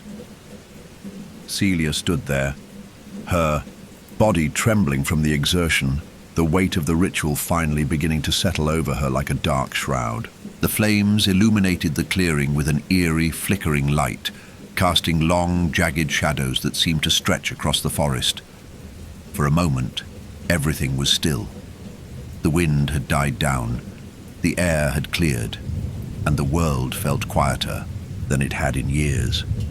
The hollow woods, once alive with the oppressive, creeping energy of the curse, seemed to have fallen into a strange slumber. Celia couldn't help but breathe in the cool, crisp air, feeling the remnants of the tension in her chest loosen just slightly. The weight of the grief, the guilt, everything that had held her captive for so long, seemed to be slipping away. But it wasn't over. She knew that. The figure of Eden, her twisted and contorted body, had disappeared in the smoke, but the forest still felt alive. The earth beneath her feet seemed to hum with energy, as if the land was holding its breath, waiting for something, waiting for her to leave. But Celia wasn't sure if she was ready to leave. Not yet. Behind her, Thomas was silent, his eyes still fixed on the altar, now nothing more than smoldering ashes. He had been with her through this entire journey, helping her, urging her, but even now, there was something distant in his eyes, something unsettled, as if he was no longer sure of the path they had chosen. "Is it really over?" Celia asked softly, though the words seemed to carry a weight she hadn't intended. Her voice cracked with the remnants of old tears, of old grief she wasn't sure she could ever shed. Thomas didn't immediately respond. He turned toward her slowly, his face shadowed by the dying light of the fire. For a moment, his expression was unreadable, his lips pressed into a thin line, but then his shoulders slumped as though some burden had been lifted from them. "I don't know," he said, his voice heavy with the uncertainty of what they had just done. "But I do know that whatever it was, it's gone now. The altar's destroyed. The curse should be broken." Celia nodded slowly, though the doubt still lingered in her mind. She had seen the forest, the way it had twisted into something alive, something beyond what she had ever imagined. The hollow woods had a will, a presence, something that was more than just trees and thorns. Still, she clung to the hope that it was over, that they had somehow, impossibly, freed themselves. But as the last remnants of the fire crackled out, the ground beneath her feet trembled once again. At first it was subtle, like a faint quiver beneath the earth, as if the forest was stretching, waking from a deep slumber. But then it grew stronger, the tremors intensifying with each passing second. The trees groaned again, their massive trunks creaking as if they were alive, as if they were being pulled in some unseen direction. The wind kicked up, howling through, the branches louder than before, a mournful sound like the lament of some ancient creature. Celia, Thomas's voice was barely audible over the wind, but it was enough to make her turn to him. "Look." Celia followed his gaze. At the edge of the clearing, where the trees had once seemed still, a figure was emerging from the shadows. It was tall, cloaked in the dark mist that still clung to the forest floor, and its silhouette was unmistakable. The air around it shimmered, distorting as though the figure was not entirely solid, but something in between, a shadow of the past, brought to life once more. Celia's breath caught in her throat as the figure moved into the dim light. It was not the same twisted form that had emerged from the altar earlier. This was different. It was taller, its limbs longer, its eyes gleaming with a light that wasn't entirely human. The air around it seemed to bend and twist, a dark energy pulsing from it, making the very ground beneath her feet shudder. It was a creature of the forest, but it was no longer the same. This was something new, something that had been awakened by the ritual. Something older. "No," Celia whispered, her voice breaking. "It's not over." The figure moved closer, its steps deliberate, each one making the earth crack beneath its weight. The trees around them seemed to lean inward, their twisted branches creaking with every movement. The shadows stretched longer, and for a moment, Celia couldn't tell where the darkness of the forest ended and the figure began. It was as though it had always been there, lurking, waiting for the right moment to emerge. "This is..."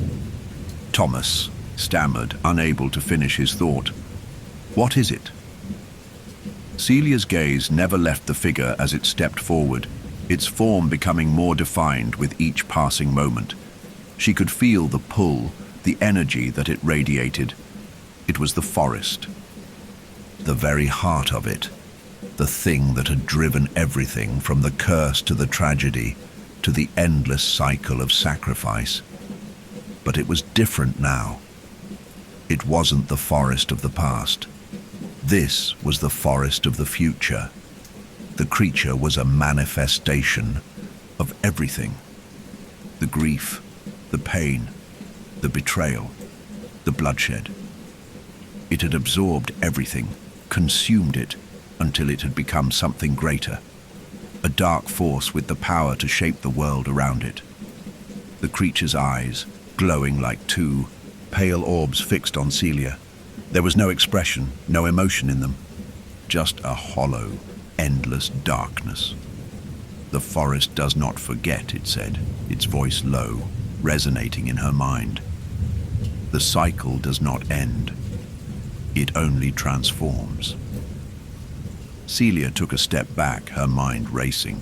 This wasn't just a curse anymore. This wasn't something that could be broken by fire or ritual. The hollow woods, with all its secrets and its darkness, had become something more. It had been waiting for the right moment to evolve, to transcend the limits of its previous form. I don't understand," Celia whispered, her voice trembling. The figure didn't answer. Instead, it reached out a long, skeletal hand, its fingers curling with the promise of something ancient, something old and dangerous. Celia's chest tightened. This isn't just about me anymore. The realization hit her with a sickening force. The hollow woods had always been bound to her, her family's bloodline, her grief, her failure. But now, it was no longer just about her. The forest was not just part of her past, it had become a part of her future. It was shaping itself, reshaping everything around them. "This is it," Thomas said, his voice distant. "We can't fight this. We've only made it stronger." The figure took another step, and with it, the earth trembled. The wind howled louder, like the roar of an ancient beast. The trees groaned in unison, their roots twisting deep into the earth as though pulling the very land closer to its dark heart. And Celia realized then with a sinking certainty that the forest had not been defeated. It had only been awakened. Still here? Brave. Or maybe you just like the feeling of being watched. Like, subscribe, and drop your time and location in the comments, so we know who's still out there. Now breathe slow. The worst is coming. The ground beneath Celia's feet felt as though it was shifting, as though the very earth was breathing, alive with some malevolent force that refused to let go. The creature before her, a twisted manifestation of the hollow woods itself, loomed. Larger now, its features more distinct in the flickering light of the dying flames.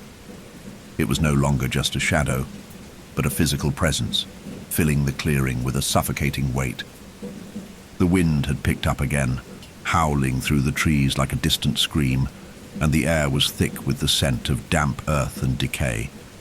Celia's heart pounded in her chest, but it wasn't fear she felt. It was something deeper, something primal. It was the overwhelming sensation of being hunted, of being watched by something far older than herself, something that had been waiting for this moment, waiting for her to cross a line that had never been meant to be crossed. Behind her, Thomas stood frozen, his face ashen with terror, his eyes wide as he looked at the creature that had emerged from the forest's depths. His hand hovered near the knife at his belt, but it was clear that no weapon would stop this. No blade could sever the bond between the hollow woods and the souls it had claimed. Celia's mind raced as she tried to process the situation. The fire that had once been their salvation had now burnt out, leaving only the glowing embers of the altar behind them. The flames had consumed the altar, the thorns, the roots, but they hadn't consumed the very heart of the forest, the hollow. Woods, its life force, had merely been awakened by their actions, and now it had taken on a new form, one far more dangerous and insidious. The creature's eyes, pale, hollow, yet glowing with an unnatural intensity, met Celia's gaze. She could feel the weight of its stare, not just on her body but on her soul. It knew her. It knew her past, her grief, her guilt, and her deepest fears. And now it was coming for her, coming for them all. "You have come too far," the creature's voice rasped, reverberating through the air like an ancient wind. The sound was deep, almost guttural, like it was coming from the very earth itself. "The cycle cannot be broken. It is written in the roots. You are bound to me, to the hollow woods." Celia's breath caught in her throat as the realization hit her. This wasn't just about breaking a curse. It wasn't even about the forest's hold over her bloodline. It was about something far older, far darker. The hollow woods wasn't just a place. It was a force, a living, breathing entity that had fed on grief and loss for centuries, and now it had reached its full potential. "No," Celia said, her voice trembling with a mixture of fear and defiance. "I won't let you take us. I won't let you keep feeding on us." The creature seemed to pause at her words, its head tilting slightly, as if considering her response. The wind howled again, the trees groaning under the pressure, but its eyes, those hollow, endless eyes, remained fixed on her. "You cannot stop what is inevitable," the creature intoned. "The forest grows with the pain of those who walk its path. The cycle feeds itself. You are part of it, whether you wish to be or not." The wind picked up again, whipping around them like a violent storm. The trees shuddered as though they were alive, their branches creaking and snapping, bending towards Celia as if the forest itself was reaching out for her. The air was thick with the scent of the decaying flowers, the weight of the grief that had lived here for centuries, and Celia realized that this was not just a place of terror, it was a place of memory. The hollow woods had absorbed everything, the pain of her family, the betrayal, the deaths, and now it had absorbed her. No, she repeated more firmly this time, stepping forward despite the oppressive presence that seemed to grow with each step she took. This doesn't have to be our fate. I won't let it. The creature's eyes flared with a cold light, a low growl rumbling from deep within its chest. The wind howled louder. The trees creaked with the force of something ancient, something unstoppable. It felt as though the very air around them had thickened, as if the hollow woods were closing in on them, trapping them in a prison of its own making. "Then you will face the consequences of your defiance," the creature hissed. "The forest does not forget. It does not forgive." Celia felt the ground beneath her feet tremble, the earth shifting and cracking as though something deep below was stirring, something ancient, something that had been buried for centuries. The air turned colder, the wind whipping through the trees with an intensity that nearly knocked her off balance. The figure in front of her, this twisted embodiment of the forest, moved closer, its long skeletal fingers outstretched as though it intended to consume her. She took a step back, but Thomas caught her arm, his grip tight and urgent. His face was pale, sweat beading on his forehead as he looked at her with a mixture of desperation and fear. "Celia, we need to get out of here. This thing, this creature, it's not just the forest anymore, it's something else." Celia could see the fear in his eyes, and it mirrored her own. But she couldn't run. She couldn't just walk away from this. Not anymore. "No," she said, her voice barely above a whisper but resolute. "We're not leaving until we end this. We have to destroy it. We have to break the cycle completely." Thomas opened his mouth to protest, but the creature's voice drowned out everything else, its words like the rumble of thunder, shaking the very air around them. "You think you can break the cycle?" it sneered. "You have already broken the bond with the past. But you cannot destroy what has been birthed from your own blood. You cannot escape it." Celia's heart raced. The creature's words, its dark promise, made her blood run cold. This was it. This was the final confrontation. She had known deep down that the hollow woods wasn't going to let her go so easily. She had come here thinking that breaking the curse was the answer. But now she realized that the true test wasn't breaking the curse. It was destroying the forest itself. It was ending its reign of terror. As the creature stepped closer, its outstretched fingers brushing the edge of the trees, Celia knew that if she didn't act, if she didn't stop it now, the hollow woods would consume everything, her past, her future, and the lives of everyone it touched. "Help me," she whispered to Thomas, her voice urgent. "We need to burn it." Thomas hesitated, but then his expression hardened, his eyes flashing with the same resolve that had carried them both through the nightmare of the past few days. "We end this together," he said, his voice steady. Celia nodded, her breath shallow with the weight of the decision she was about to make. There was no running from this anymore, no escape. Together, they turned toward the creature, knowing that the only way out was through the heart of the darkness. Celia's heart thundered in her chest as she stood at the edge of the clearing, the towering figure of the creature looming before her, its eyes glowing with an otherworldly light. The air was thick with a palpable, suffocating tension, the very forest around them alive with malevolent energy. The wind howled, whipping through the trees, and the ground beneath her feet felt as though it were shifting, the roots of the forest creeping beneath the surface, eager to claim her once more. Beside her, Thomas was silent, his expression drawn tight with fear and determination. He had been through so much with her, through the ritual, through the terror of the curse, the unraveling of the hollow woods, but now it seemed as if the final moment had arrived.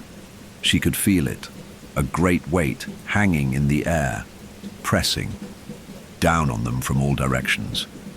The creature, the embodiment of the hollow woods, was here, fully awakened, and it was coming for them. "This is it," Celia thought, her breath shallow. This is the final choice. The figure before her seemed to pulsate with dark energy, its long, spindly limbs outstretched, reaching, as if drawn to her grief, to her very soul. The wind carried its voice, low and guttural, rasping with ancient hunger. "You cannot run from what you have already become," it said, its voice like the echo of something lost to time. "You think you can destroy me, but I am the land. I am your blood. I am the cost of every memory, every tear. You cannot escape me." Celia closed her eyes for a moment, feeling the weight of its words settle over her. It was true. She could feel it now, deep in her bones. The forest had become a part of her. The curse, the pain, the grief. It had all become entwined with her very being, just as it had with her ancestors.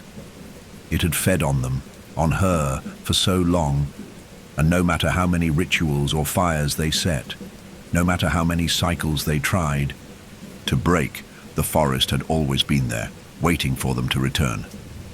Thomas stepped closer to her, his voice barely audible above the wind. "We have no other choice, Celia. We have to destroy it. The forest, the curse, everything it's become, we have to burn it. If we don't, it will never end." His words stirred something deep within her, an ember of defiance that she had buried for so long. She wasn't ready to give in. Not now, not after everything they had been through. She couldn't let the hollow woods claim her future, her life. She couldn't let the darkness win. Celia turned to face Thomas, her eyes steely with determination. "You're right," she said, her voice resolute. "We need to finish this." The figure of the creature was still watching them, its glowing eyes never wavering, as if savoring the moment before it would consume them both. Celia could feel the pull of its gaze, the weight of its ancient hunger. But this time, she wasn't afraid. This time, she knew what she had to do. "You cannot stop what has already been written," the creature repeated, its voice now resonating like the wind through the trees, deep and unyielding. "You will be consumed. You cannot fight me, Celia Hunt." Her hand found the small flask of oil in her jacket pocket, the one Thomas had used earlier. The oil was thick, black, and pungent with the scent of something ancient, something that felt as though it belonged to the earth itself. Celia's fingers wrapped tightly around it, and she felt a spark of hope, a final flicker of strength. She knew this was the last step. If they were going to break the cycle, they needed to destroy the roots of the curse, the heart of the hollow, woods itself. Together, Celia and Thomas moved toward the altar, their steps quick and sure. The fire from earlier had long since died down, but the heat, the energy that had burned in the flames, still lingered in the air. As they approached, the ground trembled beneath them once more, the roots of the forest stirring, as though waking from a long sleep. The creature didn't move. It only watched. Celia took a deep breath and began to pour the oil over the altar, tracing the stone with deliberate, careful movements. The oil soaked into the roots, the thorns, and the stone itself, until it covered everything in a thick, glistening layer. The smell of the oil grew stronger, mingling with the scent of the decaying flowers, and Celia felt a surge of power rise within her. The forest was fighting back. She could feel it in the wind, in the ground, in the very air. But this time, it wasn't enough to simply destroy the altar. This time, they had to burn it all. Burn it to the ground, so that the curse could never rise again. Thomas took the match from his pocket and struck it, the tiny flame flaring to life in the darkening air. He held it in his hand for a moment, his eyes locking with Celia's, the weight of their shared history heavy between them. She nodded, her jaw set with determination. "Do it," she said quietly. Without another word, Thomas dropped the match onto the oil-soaked altar. The moment the flame touched the surface, a violent surge of heat exploded into the air, the fire catching instantly. The oil ignited with a fury, the flames leaping high, licking at the roots, the vines, and the stone itself. The fire spread quickly, consuming the altar, the flowers, and everything that had once been part of the curse. For a brief moment, the forest seemed to shudder, the trees groaning in agony as the fire spread. The figure of the creature howled in rage, but it didn't move. It stayed rooted to the spot, its eyes burning with a fire that wasn't natural, wasn't human. It was the fire of the forest, the fire of centuries of memories, of pain and sacrifice. As the flames consumed the altar, Celia felt something inside her shift. The weight of the curse, the guilt, the grief, everything that had held her captive for so long seemed to burn away in the heat. The forest, the hollow woods, the darkness that had defined her existence for years was being torn apart before her eyes. But even as the fire raged, Celia knew this wasn't the end. The hollow woods was not just a place, it was a living, breathing thing. The forest would always be a part of her, and she would always carry its memory. But now, for the first time, she understood what it meant to break free. The fire raged higher, the flames licking the sky, and the wind began to howl once more, louder than ever, as though the forest itself was screaming in fury. But Celia stood firm, her gaze fixed on the burning altar, knowing that she had done what was necessary. The curse was broken, the cycle was ending, and though the hollow woods would always remain a part of her, she had freed herself. Finally, the fire continued to burn, the light growing brighter, and as it consumed the last remnants of the altar, Celia closed her eyes, feeling the heat wash over her. The forest was no longer a place of fear. It was a place of rebirth. The fire burned hotter now, crackling and roaring as it consumed everything, the altar, the roots, the vines that had once reached toward the sky, in a twisted mockery of life. Celia stood in the clearing, her feet rooted to the ground, watching. As the flames grew higher, their orange glow casting long, flickering shadows across the forest. The air was thick with smoke, the acrid scent mixing with the sweet, decay-ridden odor of the black flowers that had once dominated the hollow woods. Despite the fierce heat, Celia felt an icy chill settle deep in her chest. The flames were destroying the physical manifestations of the curse, yes, but she couldn't shake the feeling that something deeper still remained. The forest, even in its death throes, seemed to be reaching for her, its roots still tangled in her blood, its memories still buried in her mind. Beside her, Thomas stood silent, watching the fire with a distant, unreadable expression. He had been with her through every moment of the ritual, every step of this twisted journey. But now, as the forest seemed to collapse under the weight of its own destruction, he appeared hollow, empty, as if he too felt the loss, the finality of everything that had happened. Is it over? Celia's voice was barely a whisper, her eyes never leaving the flames. She didn't know if she was asking Thomas or if she was asking herself. The fire was consuming the physical curse, but the weight of the memories, the grief, still clung to her like a shroud.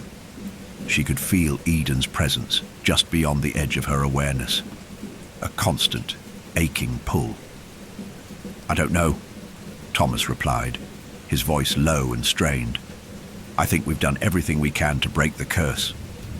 The altar, the heart of it all, it's gone. But the forest is still here, Celia. It's always been here, and it will never fully let go of us." His words struck a chord deep within her.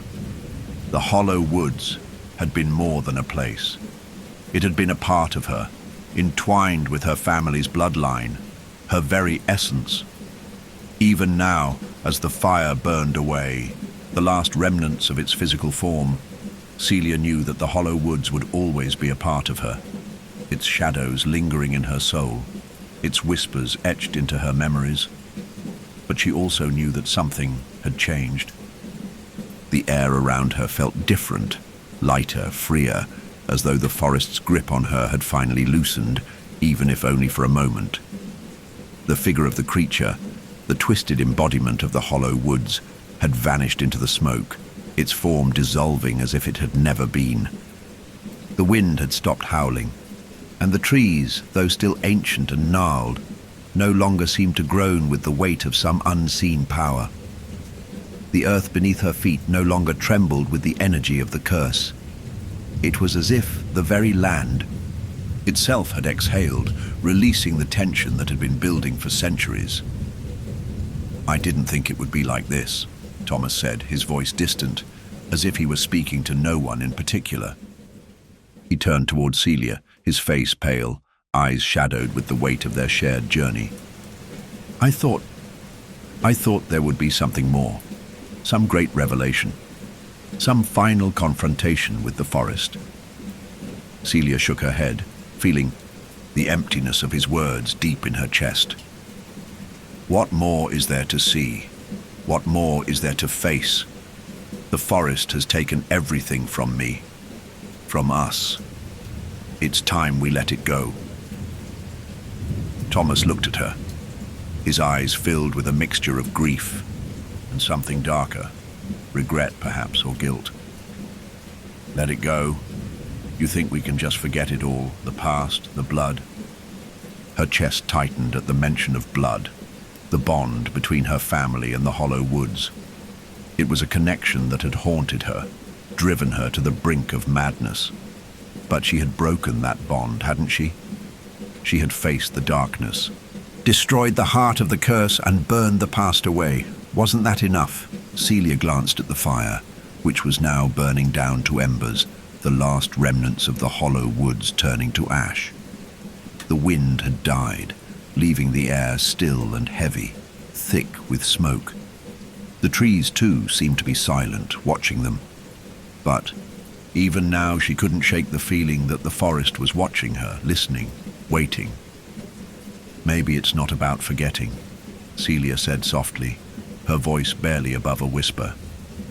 "Maybe it's about surviving it, letting the past burn and making something new." Thomas didn't reply. Instead, he stepped forward, his gaze drifting over the clearing, taking in the scorched earth, the blackened remnants of the flowers that had once bloomed so relentlessly. Celia could see the weight of their shared history in his eyes, the way the past still clung to him like a shroud, just as it had to her. She reached out, her hand brushing against his arm, the touch small but meaningful. It was an acknowledgement, an understanding. They had both suffered. They had both faced the hollow woods, fought the darkness. But now it was over. They had survived, and perhaps that was enough. The last remnants of the fire burned low, the smoke now rising in slow, spiraling tendrils. The ground, once thick with roots and thorns, was now bare, scorched and empty. The air felt different, cleaner, somehow, though it would take time to truly understand what had been lost, what had been gained. For a long while, neither of them spoke. The silence stretched between them, thick and heavy but not oppressive. Celia felt the weight of the forest's presence lifting, the echoes of the past finally fading into the distance, leaving only the ash of what had been.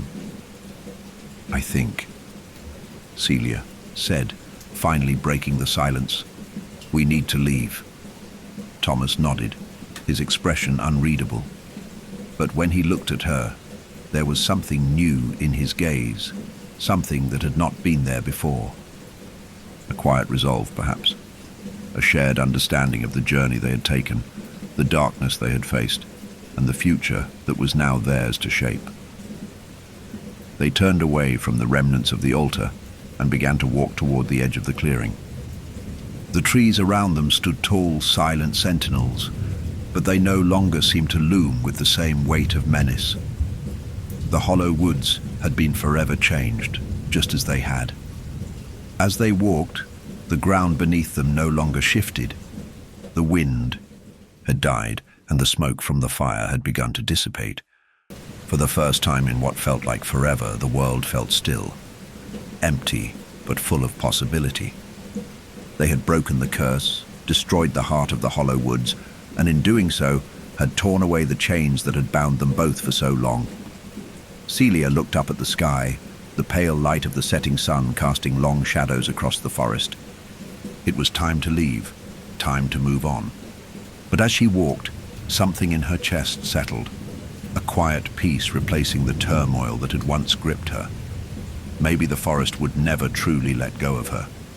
Maybe its shadows would always be a part of her. But that was no longer her concern. She had broken free, she had survived, and in the end, that was enough.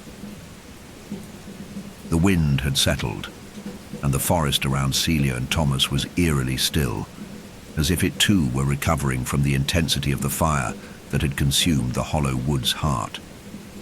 The final remnants of the altar burned down to nothing, its ashes now scattered on the wind. Celia felt a strange emptiness settle within her, a quiet ache that seemed to come from every corner of the land. It wasn't relief, it wasn't freedom, not yet. There was still something unresolved, something unspoken that pulled at her deep inside her bones. She walked silently beside Thomas, the distance between them widening as they moved farther away from the clearing. Each step away from the remnants of the forest felt like a step away from the past, but each one was also heavy with the weight of everything that had happened. The trees, though older and gnarled, no longer felt like they were watching her. No longer felt like they were breathing with her, but the air still hung thick with something left undone. We can't just walk away, can we? Thomas's voice cut through the silence, his words barely more than a murmur in the stillness. His eyes were distant, his hand resting on his hip where the knife had once been, now abandoned. His gaze, once frantic with the urgency of their mission, was now clouded with a subtle, deep sorrow. Celia paused, her feet barely touching the ground as her gaze drifted over the remnants of the woods. A subtle tremor ran through her as her thoughts tangled into an inescapable knot. "I don't know what else there is to do," she replied softly. "We destroyed the altar. We burned it all down." Thomas stepped closer, the heavy silence still clinging to them both. "The fire may have burned away the forest's physical form, but it's not gone, Celia. It's not just the land we've been fighting. It's what the hollow woods represents. The blood, the memory, the pain. It's still beneath the surface. You can feel it, can't you?" Her breath caught. He was right. She had always known that the hollow woods weren't just trees and flowers. They weren't merely a landscape. They were memories, shaped by grief, guilt, and loss. And even though the ritual had been destroyed, the forest's lingering influence was still there beneath the surface, pulsing just out of reach. Celia's gaze turned inward, and for a brief moment, the world around her seemed to quiet, like the hollow woods were waiting for her to acknowledge it. Her mind felt clouded by the echoes of the past, the way the trees had whispered her sister's name, the way the air had been thick with the presence of things unsaid. "Let's go back," she said, her voice tinged with an urgency she couldn't explain. She didn't wait for Thomas's response. Her feet began to move before her mind could catch up. Back to the clearing, back to the altar, to the place where it all began.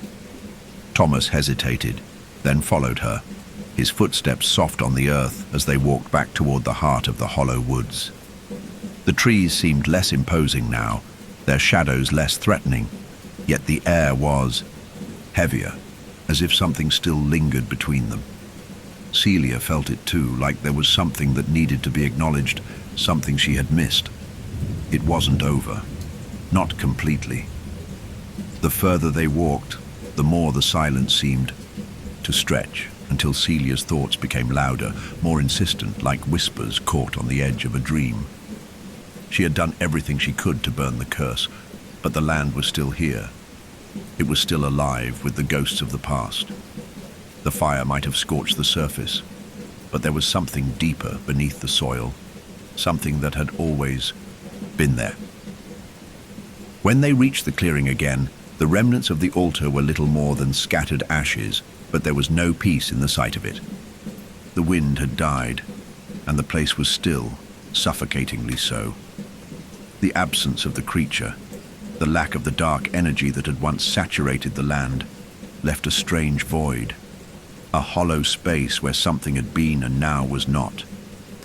"There's something here," Celia whispered, almost to herself. She knelt down, her fingers brushing the soil where the altar had once been, the earth still warm from the fire. "The land, it's still here. I can feel it."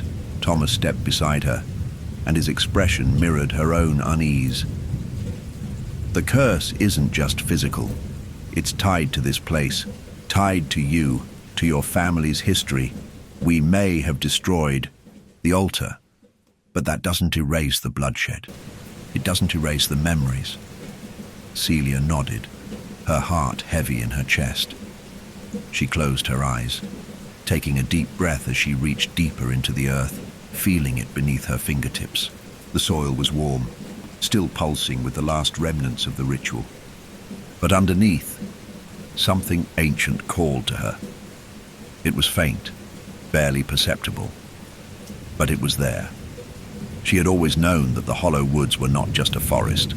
They were a living thing, rooted in something far older, something older than her family's sins, older than the history she had known. Celia stood up slowly, her legs trembling beneath her. "There's a reason the hollow woods couldn't be destroyed. The land doesn't just hold memories, it holds the essence of everything that's been done here. The sacrifice, the blood, the grief. It's rooted in this place." Thomas's face twisted with a mixture of confusion and realization. "What are you saying?" "I'm saying," Celia began slowly, the realization dawning on her with the quiet weight of inevitability, that the curse isn't just bound to the altar. It's bound to the land itself. It's tied to something older than us, older than anything we could understand.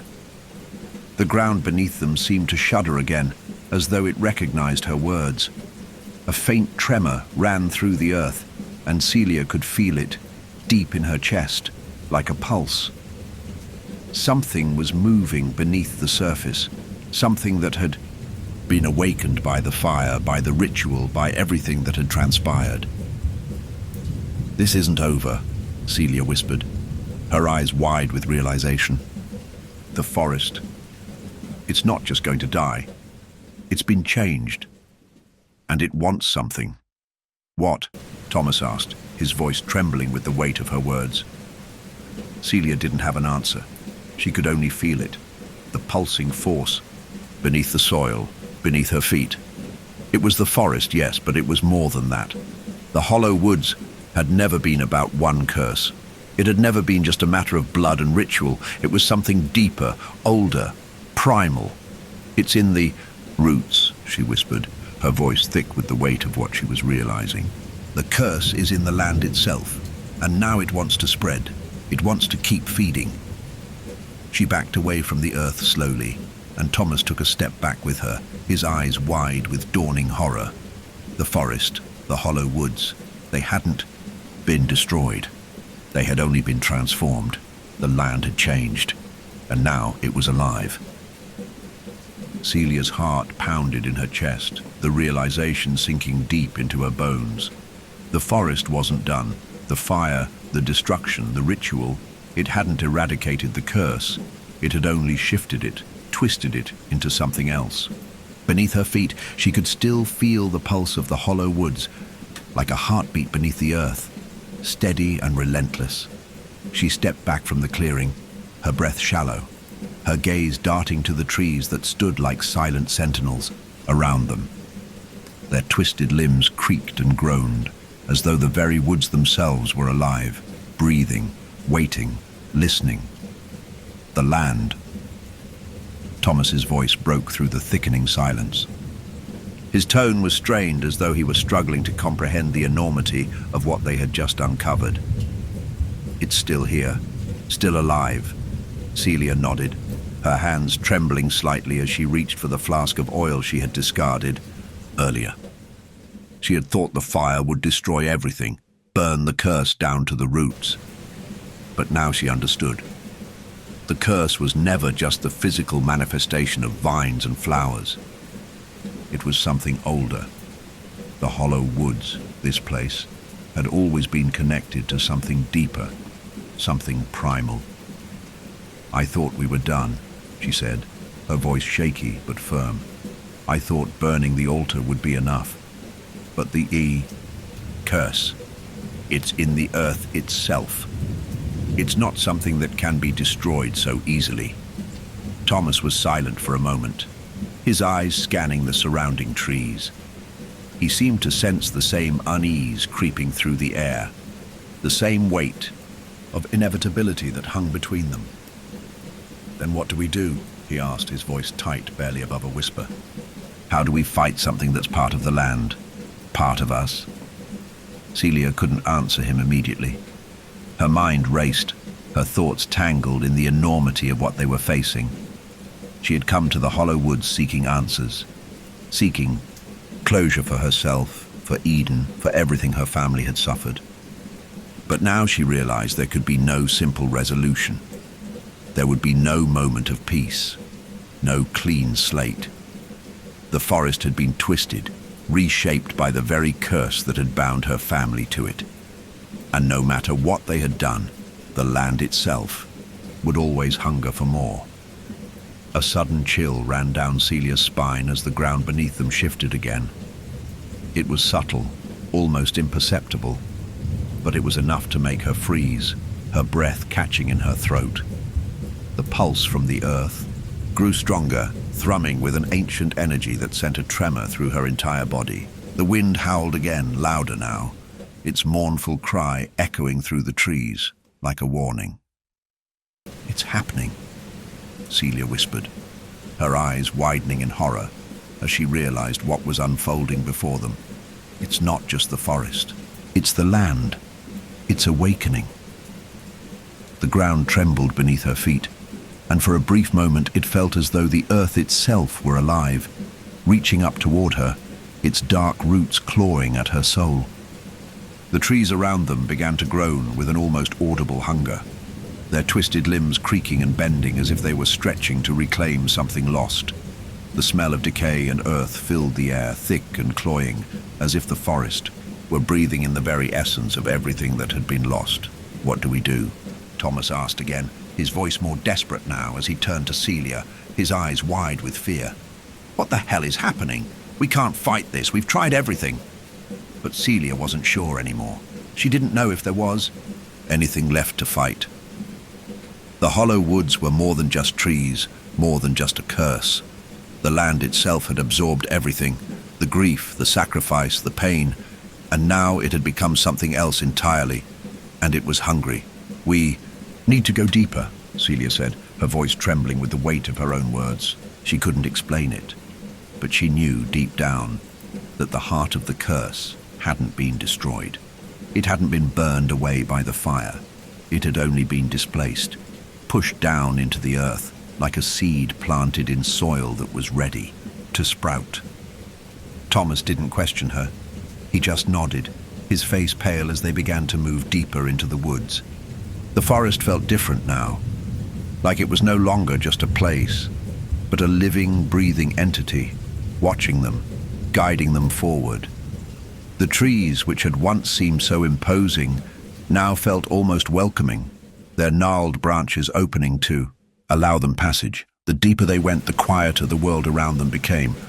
The howling wind faded, replaced by an eerie, almost deafening silence. The air grew heavier, thick with the scent of earth and decay. The ground beneath their feet was soft, the dirt almost spongy, as though the forest was swallowing them whole. The trees seemed to stretch higher and higher, their roots reaching deep into the earth like veins feeding the very heart of the hollow woods. Celia's mind raced as she thought about what had brought them here, what had brought her to this point. The ritual, the curse, the fire, it was all connected, all part of something that had been festering beneath the surface for centuries. But now, as they ventured deeper into the forest, it felt as though they were walking into the very heart of the darkness, into the place where everything had started. Do you hear that? Thomas's voice broke through her thoughts, his tone low and strained. Celia stopped in her tracks, listening intently. There was something in the air now, a sound, a low rhythmic pulse that seemed to resonate through the ground. It was faint at first, like a heartbeat coming from the earth itself, but it grew louder, deeper, and more insistent, until it was all-encompassing. The pulse of the land, the pulse of the curse, and the pulse of something far older than them. All. I hear it, Celia replied, her voice barely above a whisper. She stepped forward, drawn toward the sound. She didn't know why, but she knew that whatever lay ahead, it was the key to everything. They continued walking, the air growing colder as they descended deeper into the woods. The trees became more twisted, their bark dark and rough, their branches like skeletal hands reaching for the sky. The ground beneath them grew wetter, the soil sinking as though it were hungry, eager to swallow them whole. And then, as they reached the center of the forest, they saw it. A massive root, rising from the ground like an ancient serpent, coiled and twisted, its bark covered in moss and lichen.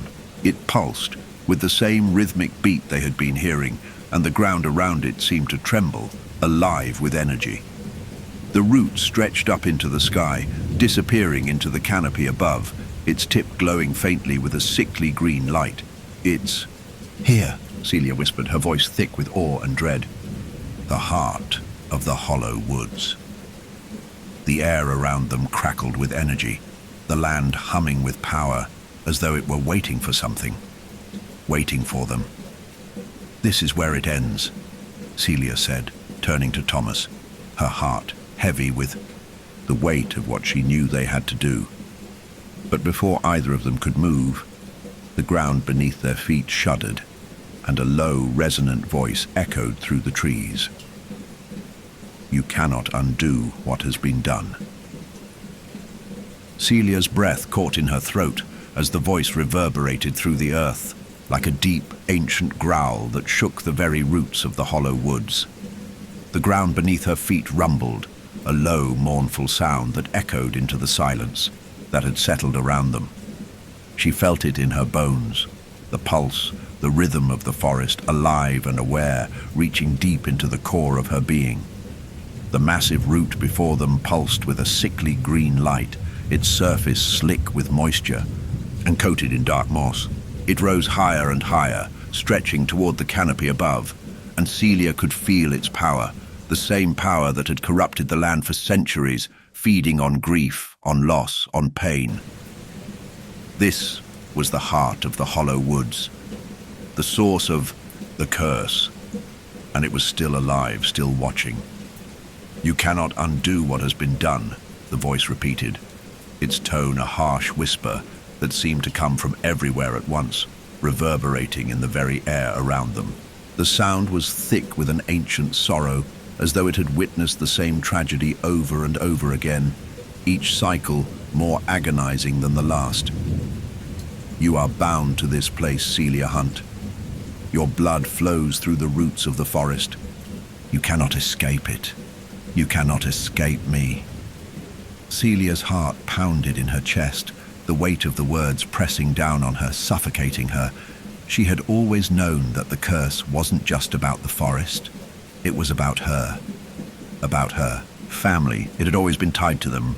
But now, as the root pulsed before her, she felt something shift, an awareness, an understanding of what had to be done. She reached out a hand, her fingers trembling as they hovered just above the surface of the root, feeling the heat that radiated. From it, like the heartbeat of something alive, it was the forest, yes, but it was more than that. The forest had become part of her own bloodline, part of the memory of everything that had come before. The guilt, the sacrifice, the endless cycle of pain and loss. "I can end this," Celia said, her voice barely a whisper, but filled with the quiet resolve of someone who had finally understood the truth. She turned to Thomas, her eyes locking with his, and for the first time in a long while she saw the same understanding reflected in his gaze. He had been with her through all of it, the fire, the ritual, the horror. But now, they both knew that there was no going back, no escaping the past. The wind began to pick up again, howling through the trees, but this time it didn't feel like an omen. It didn't feel like the forest was angry. It felt like it was waiting for them to make the choice that had always been theirs to make.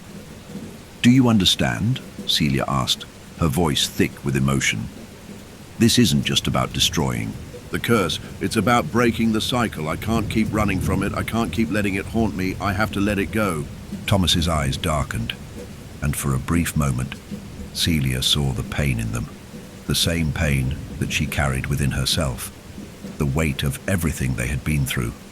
The memories of Eden, of everything lost. "You're right," Thomas said quietly, his voice heavy. "We can't run anymore. But the price may be more than we can bear." Celia's heart skipped a beat at his words. She had always known that there would be a price. The hollow woods had never been a place that gave anything for free. Everything had always come at a cost, and now the cost of breaking the curse would come due. She took a deep breath, her fingers brushing against the root, feeling its power surge through her.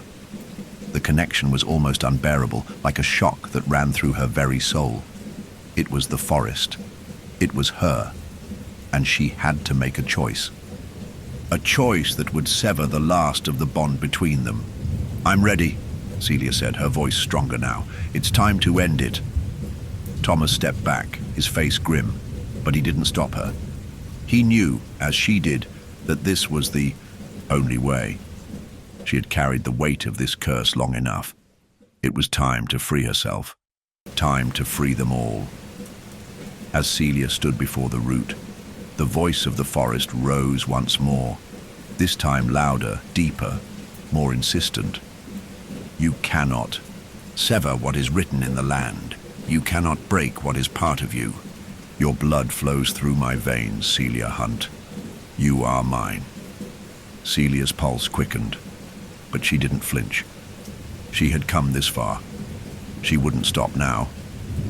With one final breath, she pressed her hand against the root. The world seemed to shift. A blinding flash of light exploded from the root, searing into Celia's vision. She felt the force of the energy rip through her, filling her with an overwhelming sense of power and pain. It was as if every moment of grief, every loss, every whisper of the forest's hunger was crashing down upon her at once. The earth trembled beneath her feet as the root seemed to roar, the energy coursing through the ground, the trees, the very air. In that moment, Celia understood. The hollow woods had been born from the grief of those who had walked its paths, from the sacrifices made from the blood spilled. It had always been tied to her family. But now, she could feel it. The forest was not just part of her past, it was part of her soul. And to break the curse, she had to sever that tie. She had to sacrifice the last of the bond that tied her to the land. The pain was unbearable, but she pushed through it. She pressed her hand harder against the root, focusing all of her energy on breaking the connection. The root pulsed under her touch, and the earth seemed to crack, the ground splitting beneath her feet. A wave of darkness surged around her, threatening to pull her under. But Celia held firm. "Let it go," she whispered to herself, the words barely audible above the roar of the forest. "Let it go." And then there was silence. The tremors stopped. The pulse of the forest, the rhythm of its hunger, ceased. Celia pulled her hand away from the root, her breath ragged, her body trembling. The green light that had once pulsed from the root flickered and died, and the earth beneath her feet seemed to sigh with relief. The weight of the curse had been lifted, not just from the land, but from her as well. For the first time in what felt like forever, Celia could breathe. She could feel the forest's hold on her weakening, its grip loosening. The hollow woods had not been destroyed, but it had been changed. It had been freed. "It is done," the voice whispered, fading into the wind, leaving behind only the soft rustling of the trees.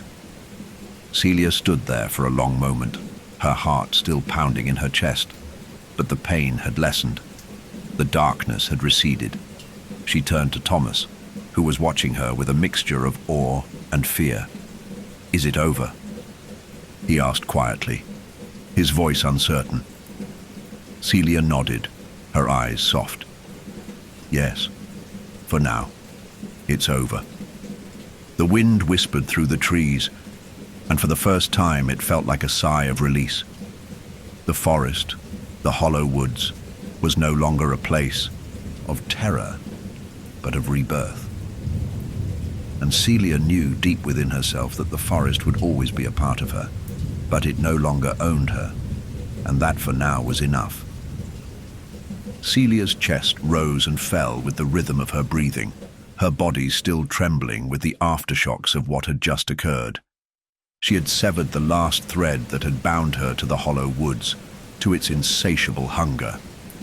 She had faced the forest's wrath, its ancient desire to feed on grief, and now she felt a strange stillness. But it wasn't a calm stillness. It was the kind of stillness that followed a storm, raw, palpable, and expectant. For a moment, the world around her seemed suspended in time. The ground beneath her feet was no longer trembling. The oppressive weight of the forest that had hung over her for so long had lifted. The trees were still, their twisted limbs no longer reaching toward her with the same malevolent intent. The sky above had cleared, the dark clouds parting to reveal a pale, quiet moon. The air was cool now, but not cold. It wasn't suffocating. It was simply still. Celia turned slowly, her eyes scanning the space around her, the quiet gnawing at her. She wanted to feel relieved, but something in the air told her that the battle was far from over. The voice of the hollow woods, the forest itself, had vanished, but she could still feel it like a distant echo thrumming beneath her skin.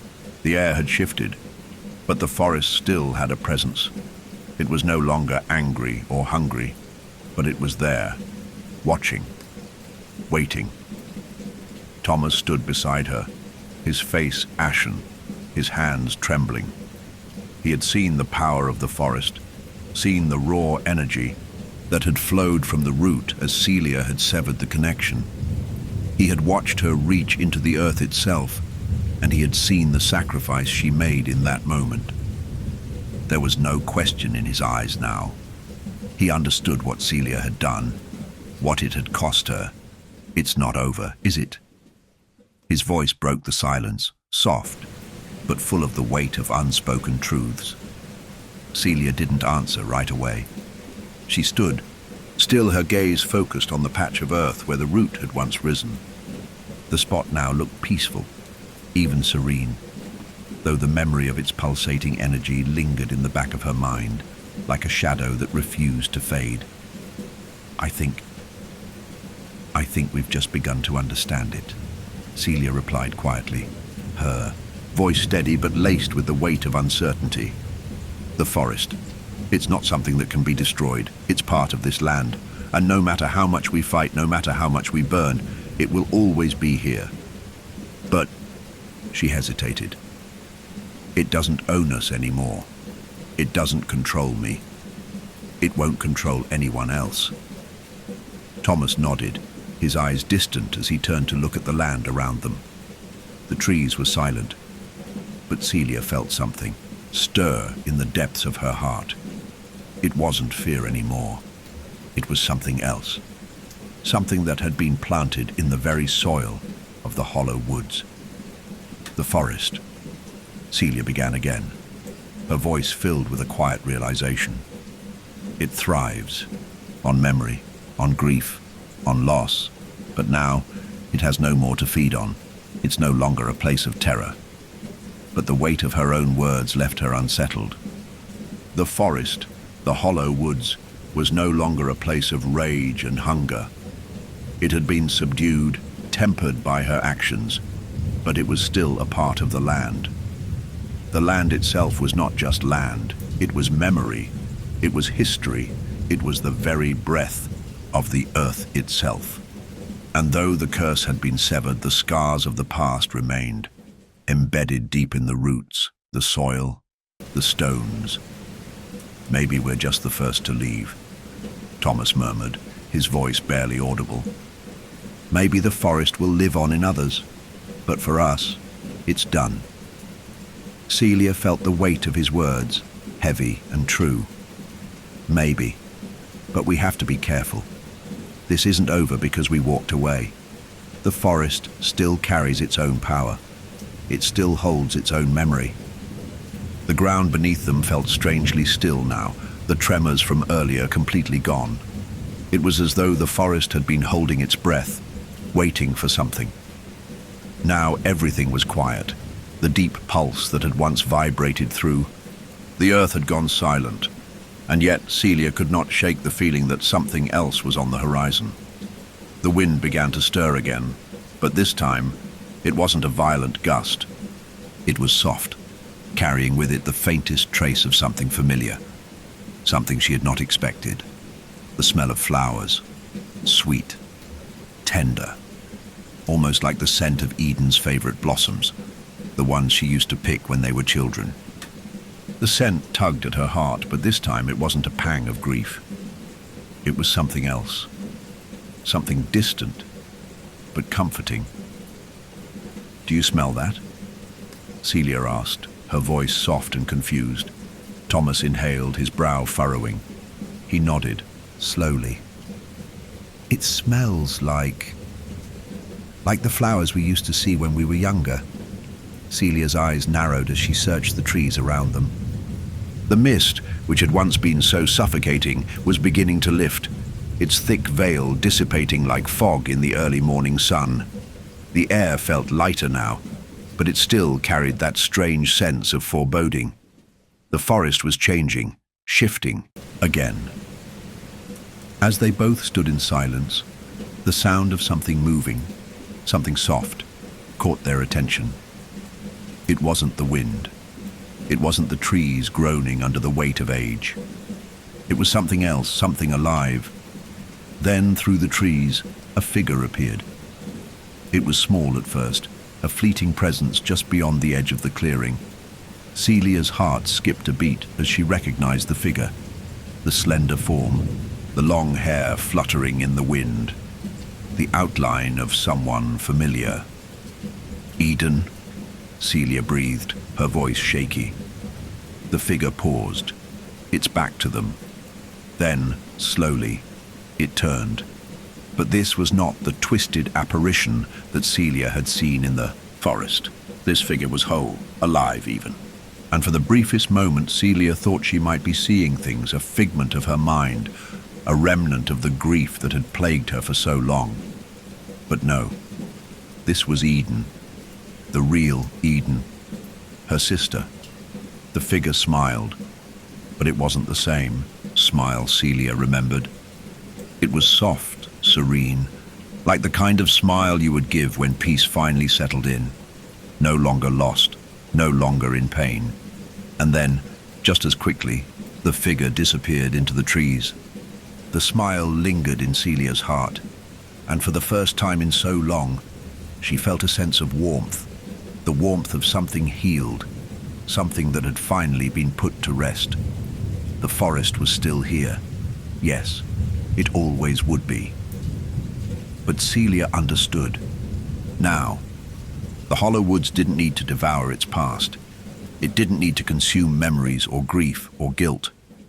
The past could finally rest, and so could she. Eden, Celia whispered, her voice full of a peace she hadn't felt in years. Forest had taken much from her, but it had also given her something that would always remain deep beneath the surface. Celia stood there, her breath steady, but her heart still racing, as she watched the place where Eden's figure had disappeared into the trees. The warmth that had flooded her chest from seeing her sister, seeing her whole again, began to fade, leaving only the haunting silence of the forest behind. For a moment, the world around her seemed to pause, as though it too were waiting for the truth to settle, for the reality of what had happened to be fully understood. The trees, though no longer twisted and hungry, still stood tall, their gnarled branches stretching toward the sky. The hollow woods had changed, yes, but in ways that Celia couldn't yet fully grasp. She had severed the bond, destroyed the source of its curse, but she knew deep in her bones that the forest had not died. It would never die. It would live on in some form, rooted in the land, intertwined with the earth, the soil, and the air. But the hunger was gone. The curse was broken, for now, at least. Do you think it was really her? Thomas's voice broke the silence, pulling Celia from her thoughts.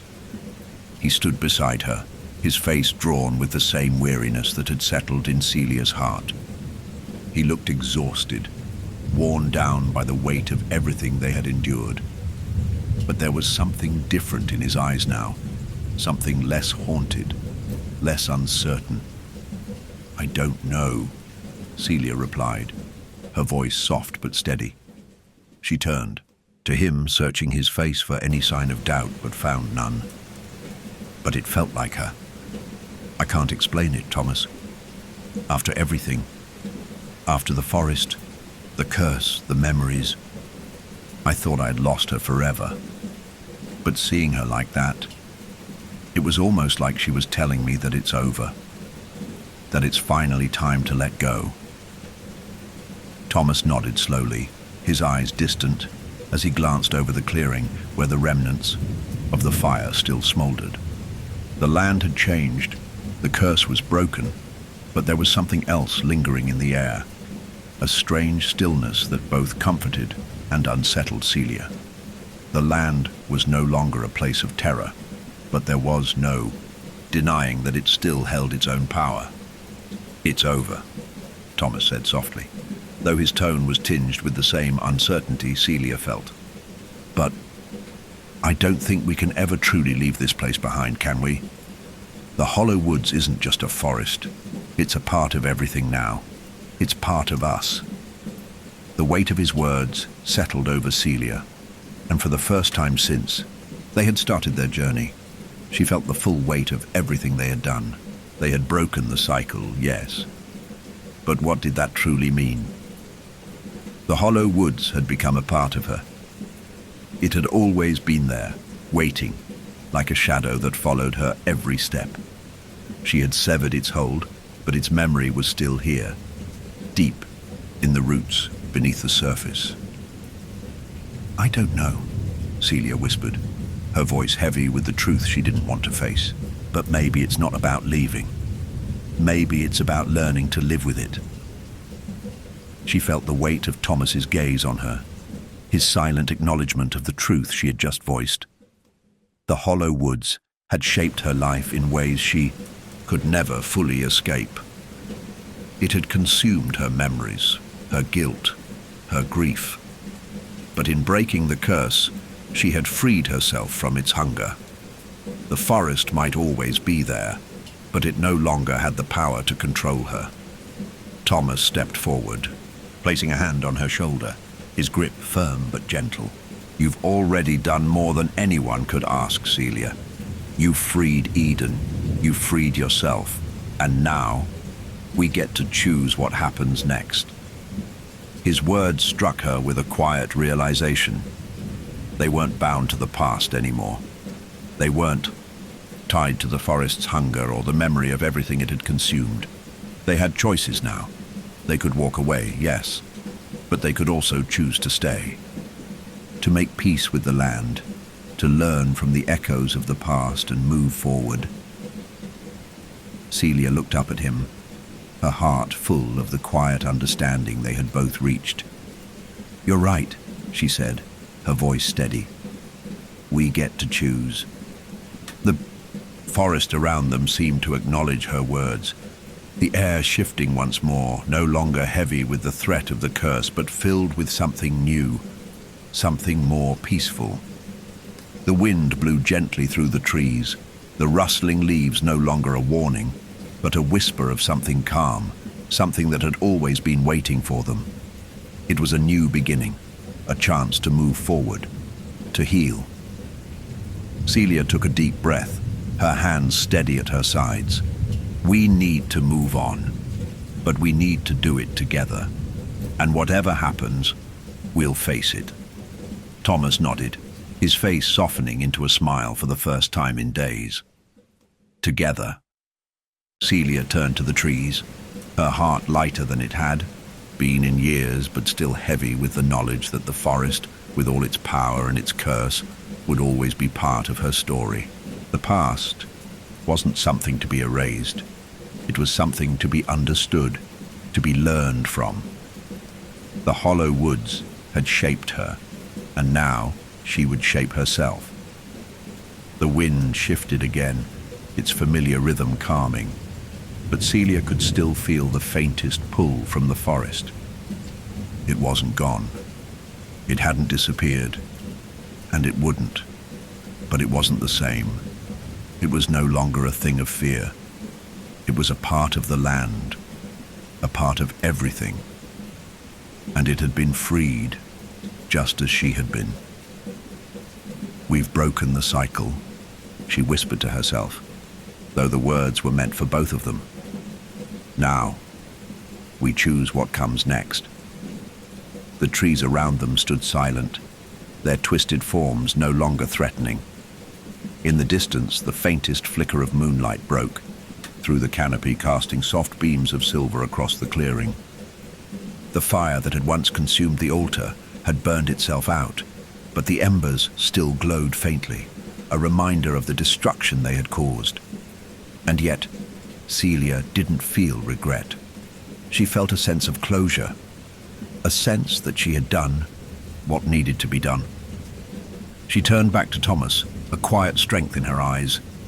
"Let's go." They stepped forward, side by side, into the heart of the forest, not as victims, not as people bound to the land, but as two souls who had faced the darkness and chosen to walk into the light. The hollow woods would never forget. It would always be a part of them, but it no longer had the power to control their fates. They had found their way out. Celia and Thomas walked through the forest side by side, their footsteps light on the earth, the weight of everything they had endured slowly easing with each step. The hollow woods, though no longer a place of terror, still carried its imprint, in the air, in the shadows, and in the very ground beneath their feet. The trees, though now quieter, still stood tall and ancient, their gnarled branches reaching toward the sky, their roots winding deep into the earth like veins of a forgotten memory. The journey had been long. The fire had burned away much of the past, the curse broken. But Celia knew that some things were too deep to be erased. Some scars would remain. She could feel them, like the soft echo of the forest in the back of her mind. The hollow woods had shaped her in ways she had never understood before, and while it no longer had a hold on her, it still whispered through the land, through the trees, and in the quiet corners of her heart. "Do you think we'll ever truly be free of it?"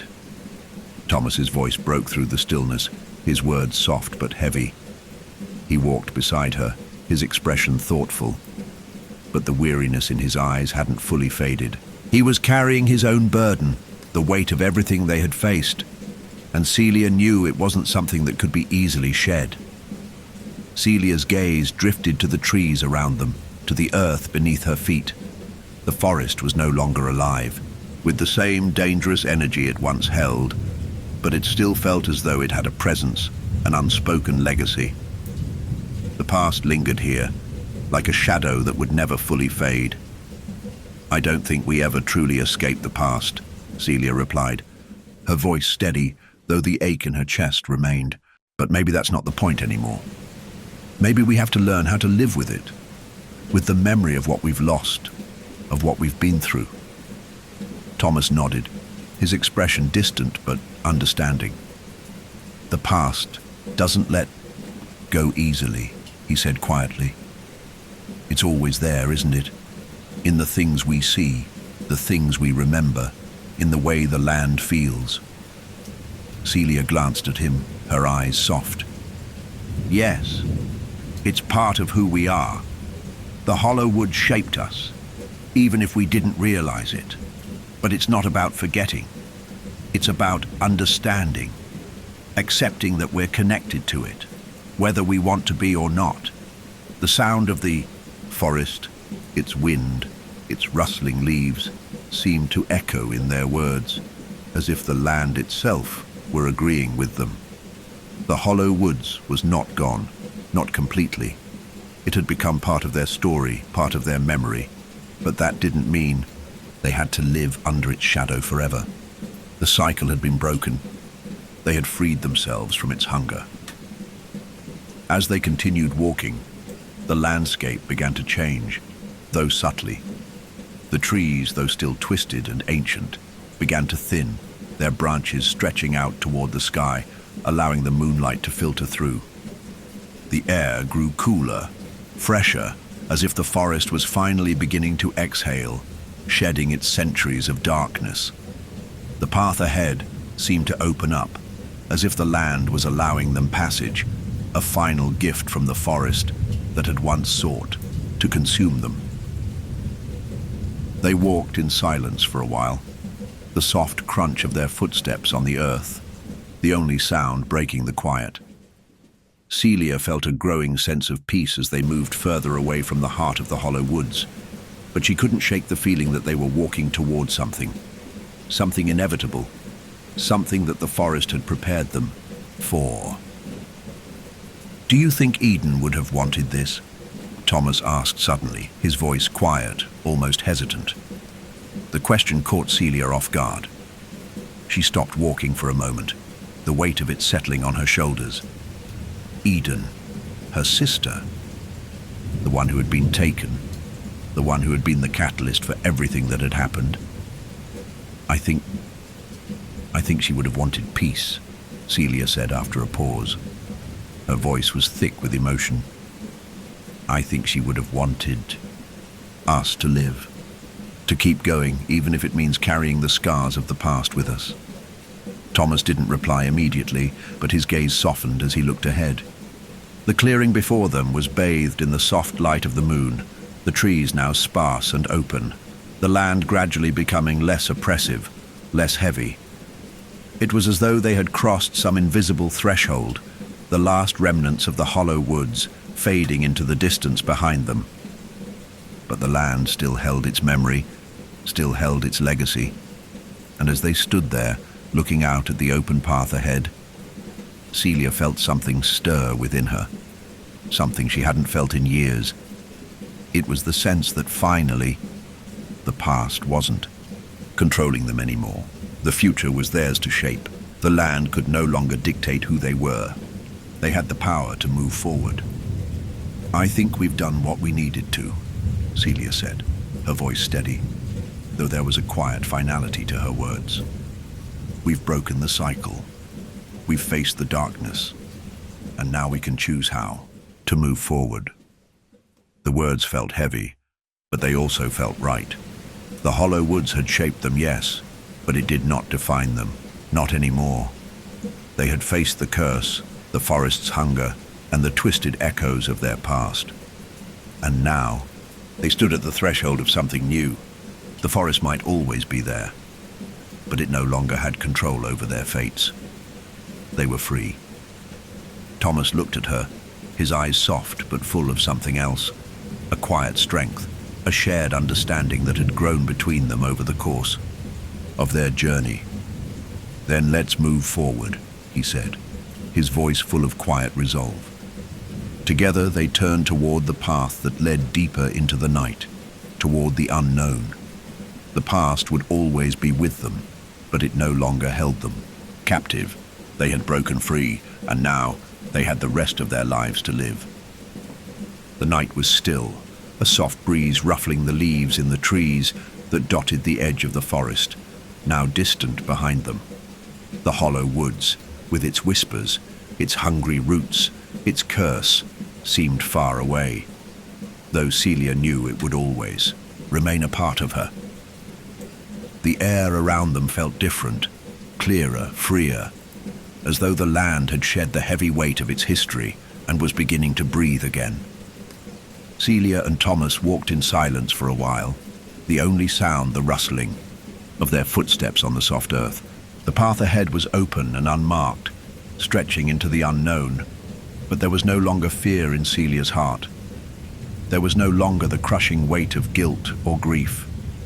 She had finally faced the past, had made peace with the memory of her sister, with the ghosts of her family's sins. Now, with each step, she felt lighter, not as if the burden had disappeared, but as if it had been set aside, acknowledged, understood, but no longer something that could pull her down. "How much further do you think we should go?" Thomas asked, breaking the silence. His voice was soft, thoughtful, almost tentative, as if he were uncertain about what came next. His gaze was still distant, focused on the path ahead, but there was something new in his expression now, an understanding that had taken root within him. Celia glanced at him, her face softening. "I don't know," she admitted. "I think we just need to keep moving. The past doesn't define us anymore. We can choose what happens next." Thomas nodded slowly, his expression still etched with the quiet grief that had followed them throughout the forest. He was walking beside her, but Celia could feel that he too was in the midst of a quiet transition, a shift from what had been into what could be. The hollow woods had changed them both. It had been a test, a challenge to their very souls, but they had made it through. The land was no longer a prison, but a place to heal. And for the first time in a long while, Celia felt something stir in her chest that wasn't the weight of grief. It was hope. It was the faintest whisper of possibility. There was still so much they didn't understand about the world, about the hollow woods. But for now, they had the freedom to explore that mystery, to build something new from what they had learned. Celia breathed deeply, taking in the cool night air, the faint scent of flowers and earth mingling with the breeze. The forest had been silenced, and though it had once been suffocating, it was now quiet, like a heart that had slowed its furious beating. She felt like she was finally breathing again. "I know it's hard," Celia said, her voice softer now. "But we don't have to carry the past forever.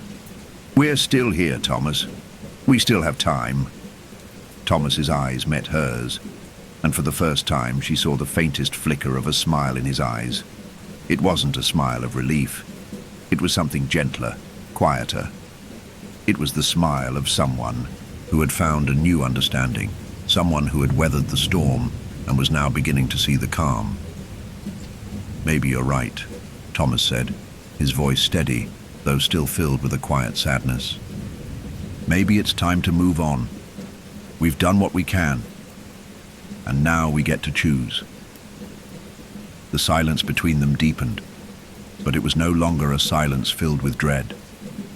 It was the quiet of new beginnings, of the quiet before the dawn, when anything was possible.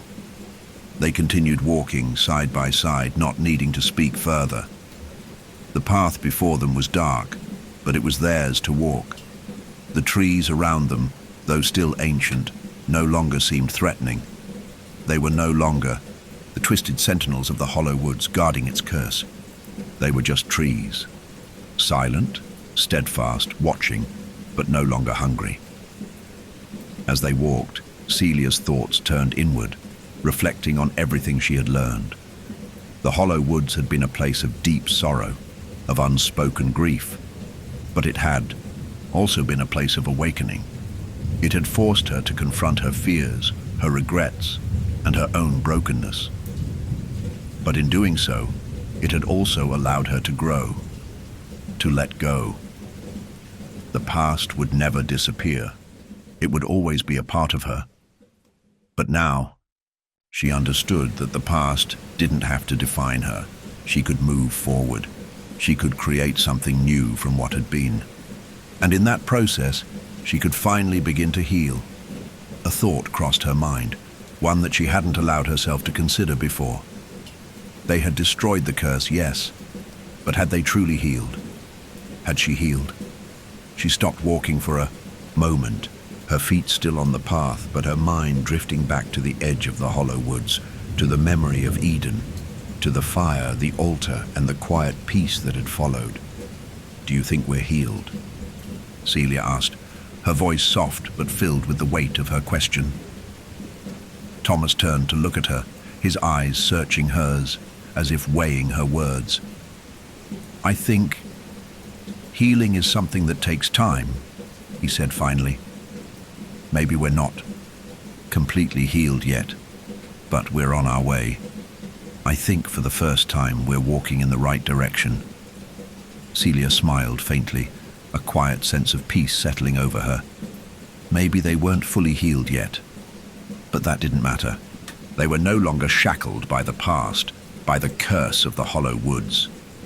They were free, and that was enough. "Then let's keep walking," Celia said, her voice filled with a quiet resolve. And with that, they continued down the path, walking forward into the quiet night, the unknown, with no destination but the freedom to find their way. The past was behind them now, and before them stretched the uncharted terrain of the future.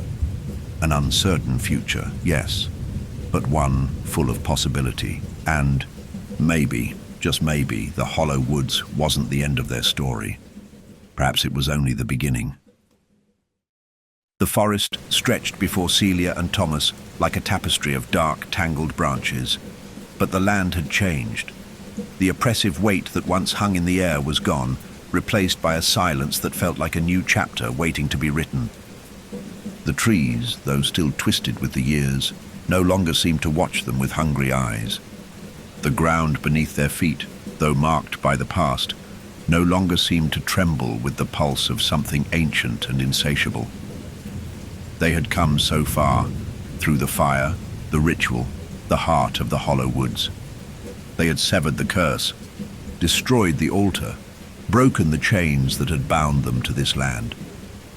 Yet, as Celia looked ahead at the path that wound through the forest, she knew that there was still something left to decide. There was one more choice to make, one final, irrevocable choice. "Do you think it's really over?" Thomas asked, his voice carrying the weight of everything they had been through. He walked beside her, his steps hesitant, as if he too felt the lingering tension in the air. The calmness was there, but it was fragile, like the stillness before a storm. Celia's heart felt heavy with the question. Was it truly over? Could they walk away from the past without it following them? The fire had burned away the physical manifestation of the curse, but the hollow woods had left an indelible mark on them. The trees, the land, the roots. They were no longer simply part of their journey. They had become part of their story. "I don't know," Celia replied, her voice thick with the weight of her uncertainty. She looked down at the dirt beneath, her feet as though the land itself might offer an answer. The moonlight was brighter now, filtering through the canopy, casting long shadows across the ground. The forest was quiet, waiting. "We've faced the darkness," she continued, her voice steady but filled with a quiet sadness. "But maybe the hardest part comes after, when everything settles, when we have to choose what to carry forward and what to leave behind."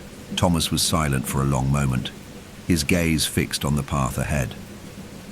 The air was cooler now, a soft breeze rustling the leaves, but the stillness of the land felt both peaceful and unsettling. Celia could sense that he, too, was processing the weight of their journey. They had broken the cycle, but now the forest was behind them, and they stood on the edge of something new. The question wasn't whether they could escape it. The question was whether they should. What if? Thomas began slowly, as if testing the weight of his words. What if the hollow woods never really leaves us? What if we can never truly escape it, no matter how far we go? Celia looked at him, her heart aching with the honesty in his voice. She had wondered the same thing, but hadn't dared to say it out loud. The hollow woods had been a part of her from the very beginning. She had tried to destroy it, to burn it away, but the truth was, it had never just been a place. It had been a part of who she was, and no matter how much she had fought it, she couldn't escape it entirely. "I think," she said softly, her voice quiet but firm, "I think we have to choose how we carry it. We can't let it control us. We can't let the past control us. But we don't have to forget.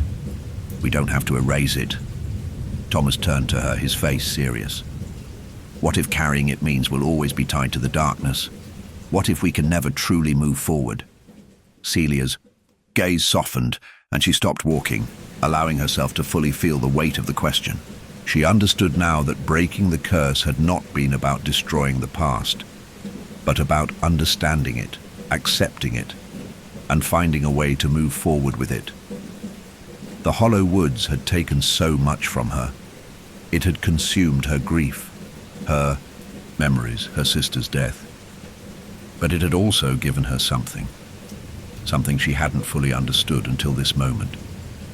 The forest had made her face her darkness, her fears, her loss. And in that process, she had become stronger.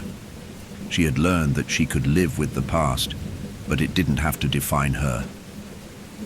"We've both been changed by it," she said, her voice soft, almost a whisper.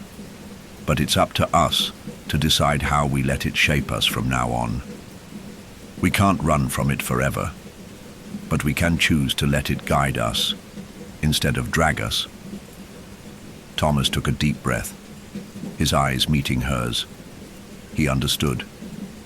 There was no running from the past. It was a part of them. But how they moved forward, that was the choice they had to make. "I want to choose," Thomas said, his voice steady, his gaze unwavering. "I want to choose a future. I want to choose to live, to keep moving forward, even if that means carrying the memories with us." Celia felt a surge of warmth, a quiet comfort in his words. They had been through so much together, and now they stood at the threshold of something new, something undefined. The path ahead was uncertain, but it was theirs to walk. The future was theirs to shape. "I want that too," Celia said, her voice firm with newfound conviction. "I want to choose, not just for us, but for everything we've lost. I want to honor it, but I don't want to be bound by it anymore." The moonlight bathed the path ahead in soft silver light, casting long shadows across the earth. The forest had changed, yes, but so had they. They had faced the darkness, and now it was time to step into the light. But as they stood there, the weight of their decision pressing down on them, the forest seemed to shift around them. The stillness of the night began to crack, the air growing, heavier again, as if the land itself were holding its breath. A distant sound reached them, a low, guttural rumble, like the groan of the earth shifting beneath their feet. The trees around them creaked, their twisted limbs bending and swaying, and for a moment, Celia felt a brief flicker of dread in her chest. The hollow woods was still alive. It was still here. But this time, it wasn't calling to them. It wasn't pulling them back. It was simply there, watching, waiting. The past was always going to be a part of them, but it no longer had the power to pull them into the darkness. They had made their choice. They turned away from the sound, facing the open path ahead. The forest would always be a part of their story, but it was no longer the story they had to live by. They had broken the cycle. They had chosen to move forward. Celia and Thomas walked on side by side into the night, into the unknown. Together, they would face whatever came next. Whatever the future held. But the hollow woods, for now, was behind them. The night seemed to stretch out before them like an endless road, quiet and still, as Celia and Thomas walked side by side. The trees, though no longer ominous or threatening, still seemed to watch them as they moved forward. The air was heavy, with the faint scent of earth and flowers, the remnants of the hollow woods still lingering around them like a soft shadow. The path they walked was unmarked, and yet it felt familiar, as though it had always been there, waiting for them to find it. The silence between them was comfortable now. They had made the decision to move forward, to leave behind the forest that had shaped their lives for so long. But Celia knew that leaving the forest didn't mean erasing the past. The hollow woods would always be a part of them. The memory of it, the echo of its curse would always remain, but it would no longer control them. They had broken free. The moon hung high in the sky, its light soft and pale, casting long shadows across the ground. The stars twinkled overhead, distant and far away, like the faint memories of everything they had lost. Celia looked up at them, the quiet beauty of the night washing over her, and for the first time in years, she felt a sense of peace. The grief, the guilt, the pain of her sister's loss, it was still there, but it no longer held her in its grasp. She had made peace with it. She had let go. How do you feel? Thomas's voice broke the silence, his words soft, but filled with the weight of his own journey. He had been by her side every step of the way, and now, as they moved forward, she could sense the same quiet relief in him. They had both carried the weight of the forest's curse for too long, but now it was gone. For them, at least. Celia paused for a moment, the question lingering in the air. She looked down at her hands, the ones that had once trembled with the weight of the curse, the ones that had reached into the earth, pulled the darkness from its roots, and severed the bond between her family and the forest. The weight of it was still there, but it was different now, lighter, more manageable. I feel like I've finally breathed again, she said softly, her voice steady, but filled with something deep, something she hadn't been able to articulate until now. Like I've been holding my breath for so long, and now I can exhale. Thomas nodded, his eyes distant as he gazed ahead, his footsteps slowing. I think we both have, he said quietly. But what happens now? What do we do when we leave all of this behind? Celia turned to look at him, her heart tightening with the truth of his words. What happened now? The hollow woods had been their prison for so long, but now that they had escaped, they were free. But freedom brought its own set of questions, its own set of challenges. They had fought so long to destroy the past, to sever the ties that bound them to the forest. But now, without that darkness hanging over them, they had to face the light of a new beginning. They had to choose what came next. I think we live, Celia said, her voice steady with quiet conviction. We choose. We choose to honor the past but not be ruled by it. We choose to live for what's ahead, for what we can still become. Thomas glanced at her, his expression softening, his steps coming to a halt. He looked at her, his eyes filled with the unspoken understanding that had developed between them over the course of their journey. He had seen her at her lowest, and now he saw her at her most resolute. The forest had taken so much from her, but it had also given her the strength to reclaim herself. Together? He asked, his voice gentle, but carrying the weight of everything they had shared. Celia met his gaze, her heart swelling with the quiet promise of his words. Together. They had been through so much, and though the forest had changed them, they had changed too. They had fought, they had lost, but they had also won.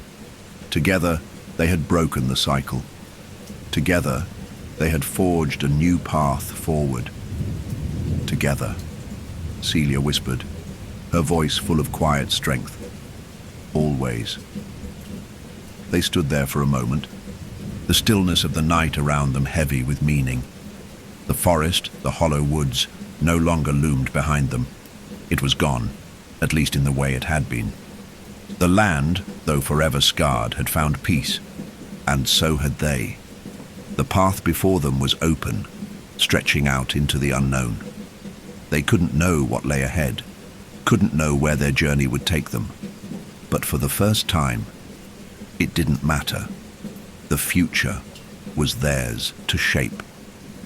The past would always be with them, yes, but it was no longer a shackle. It was a story they would carry forward, but not one that defined them. With one last look back at the forest, Celia took a step forward, and then another. Each step was a small movement toward a future that was no longer shaped by the past, no longer defined by the curse of the hollow woods. It was a step toward freedom, toward life. Thomas followed beside her, his presence solid and reassuring. As they walked into the night, the path ahead, though unmarked, was theirs to walk. And with each step, the weight of everything they had endured seemed to lift just a little more.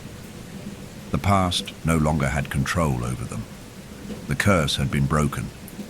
The forest behind them whispered its final, forgotten breath into the wind.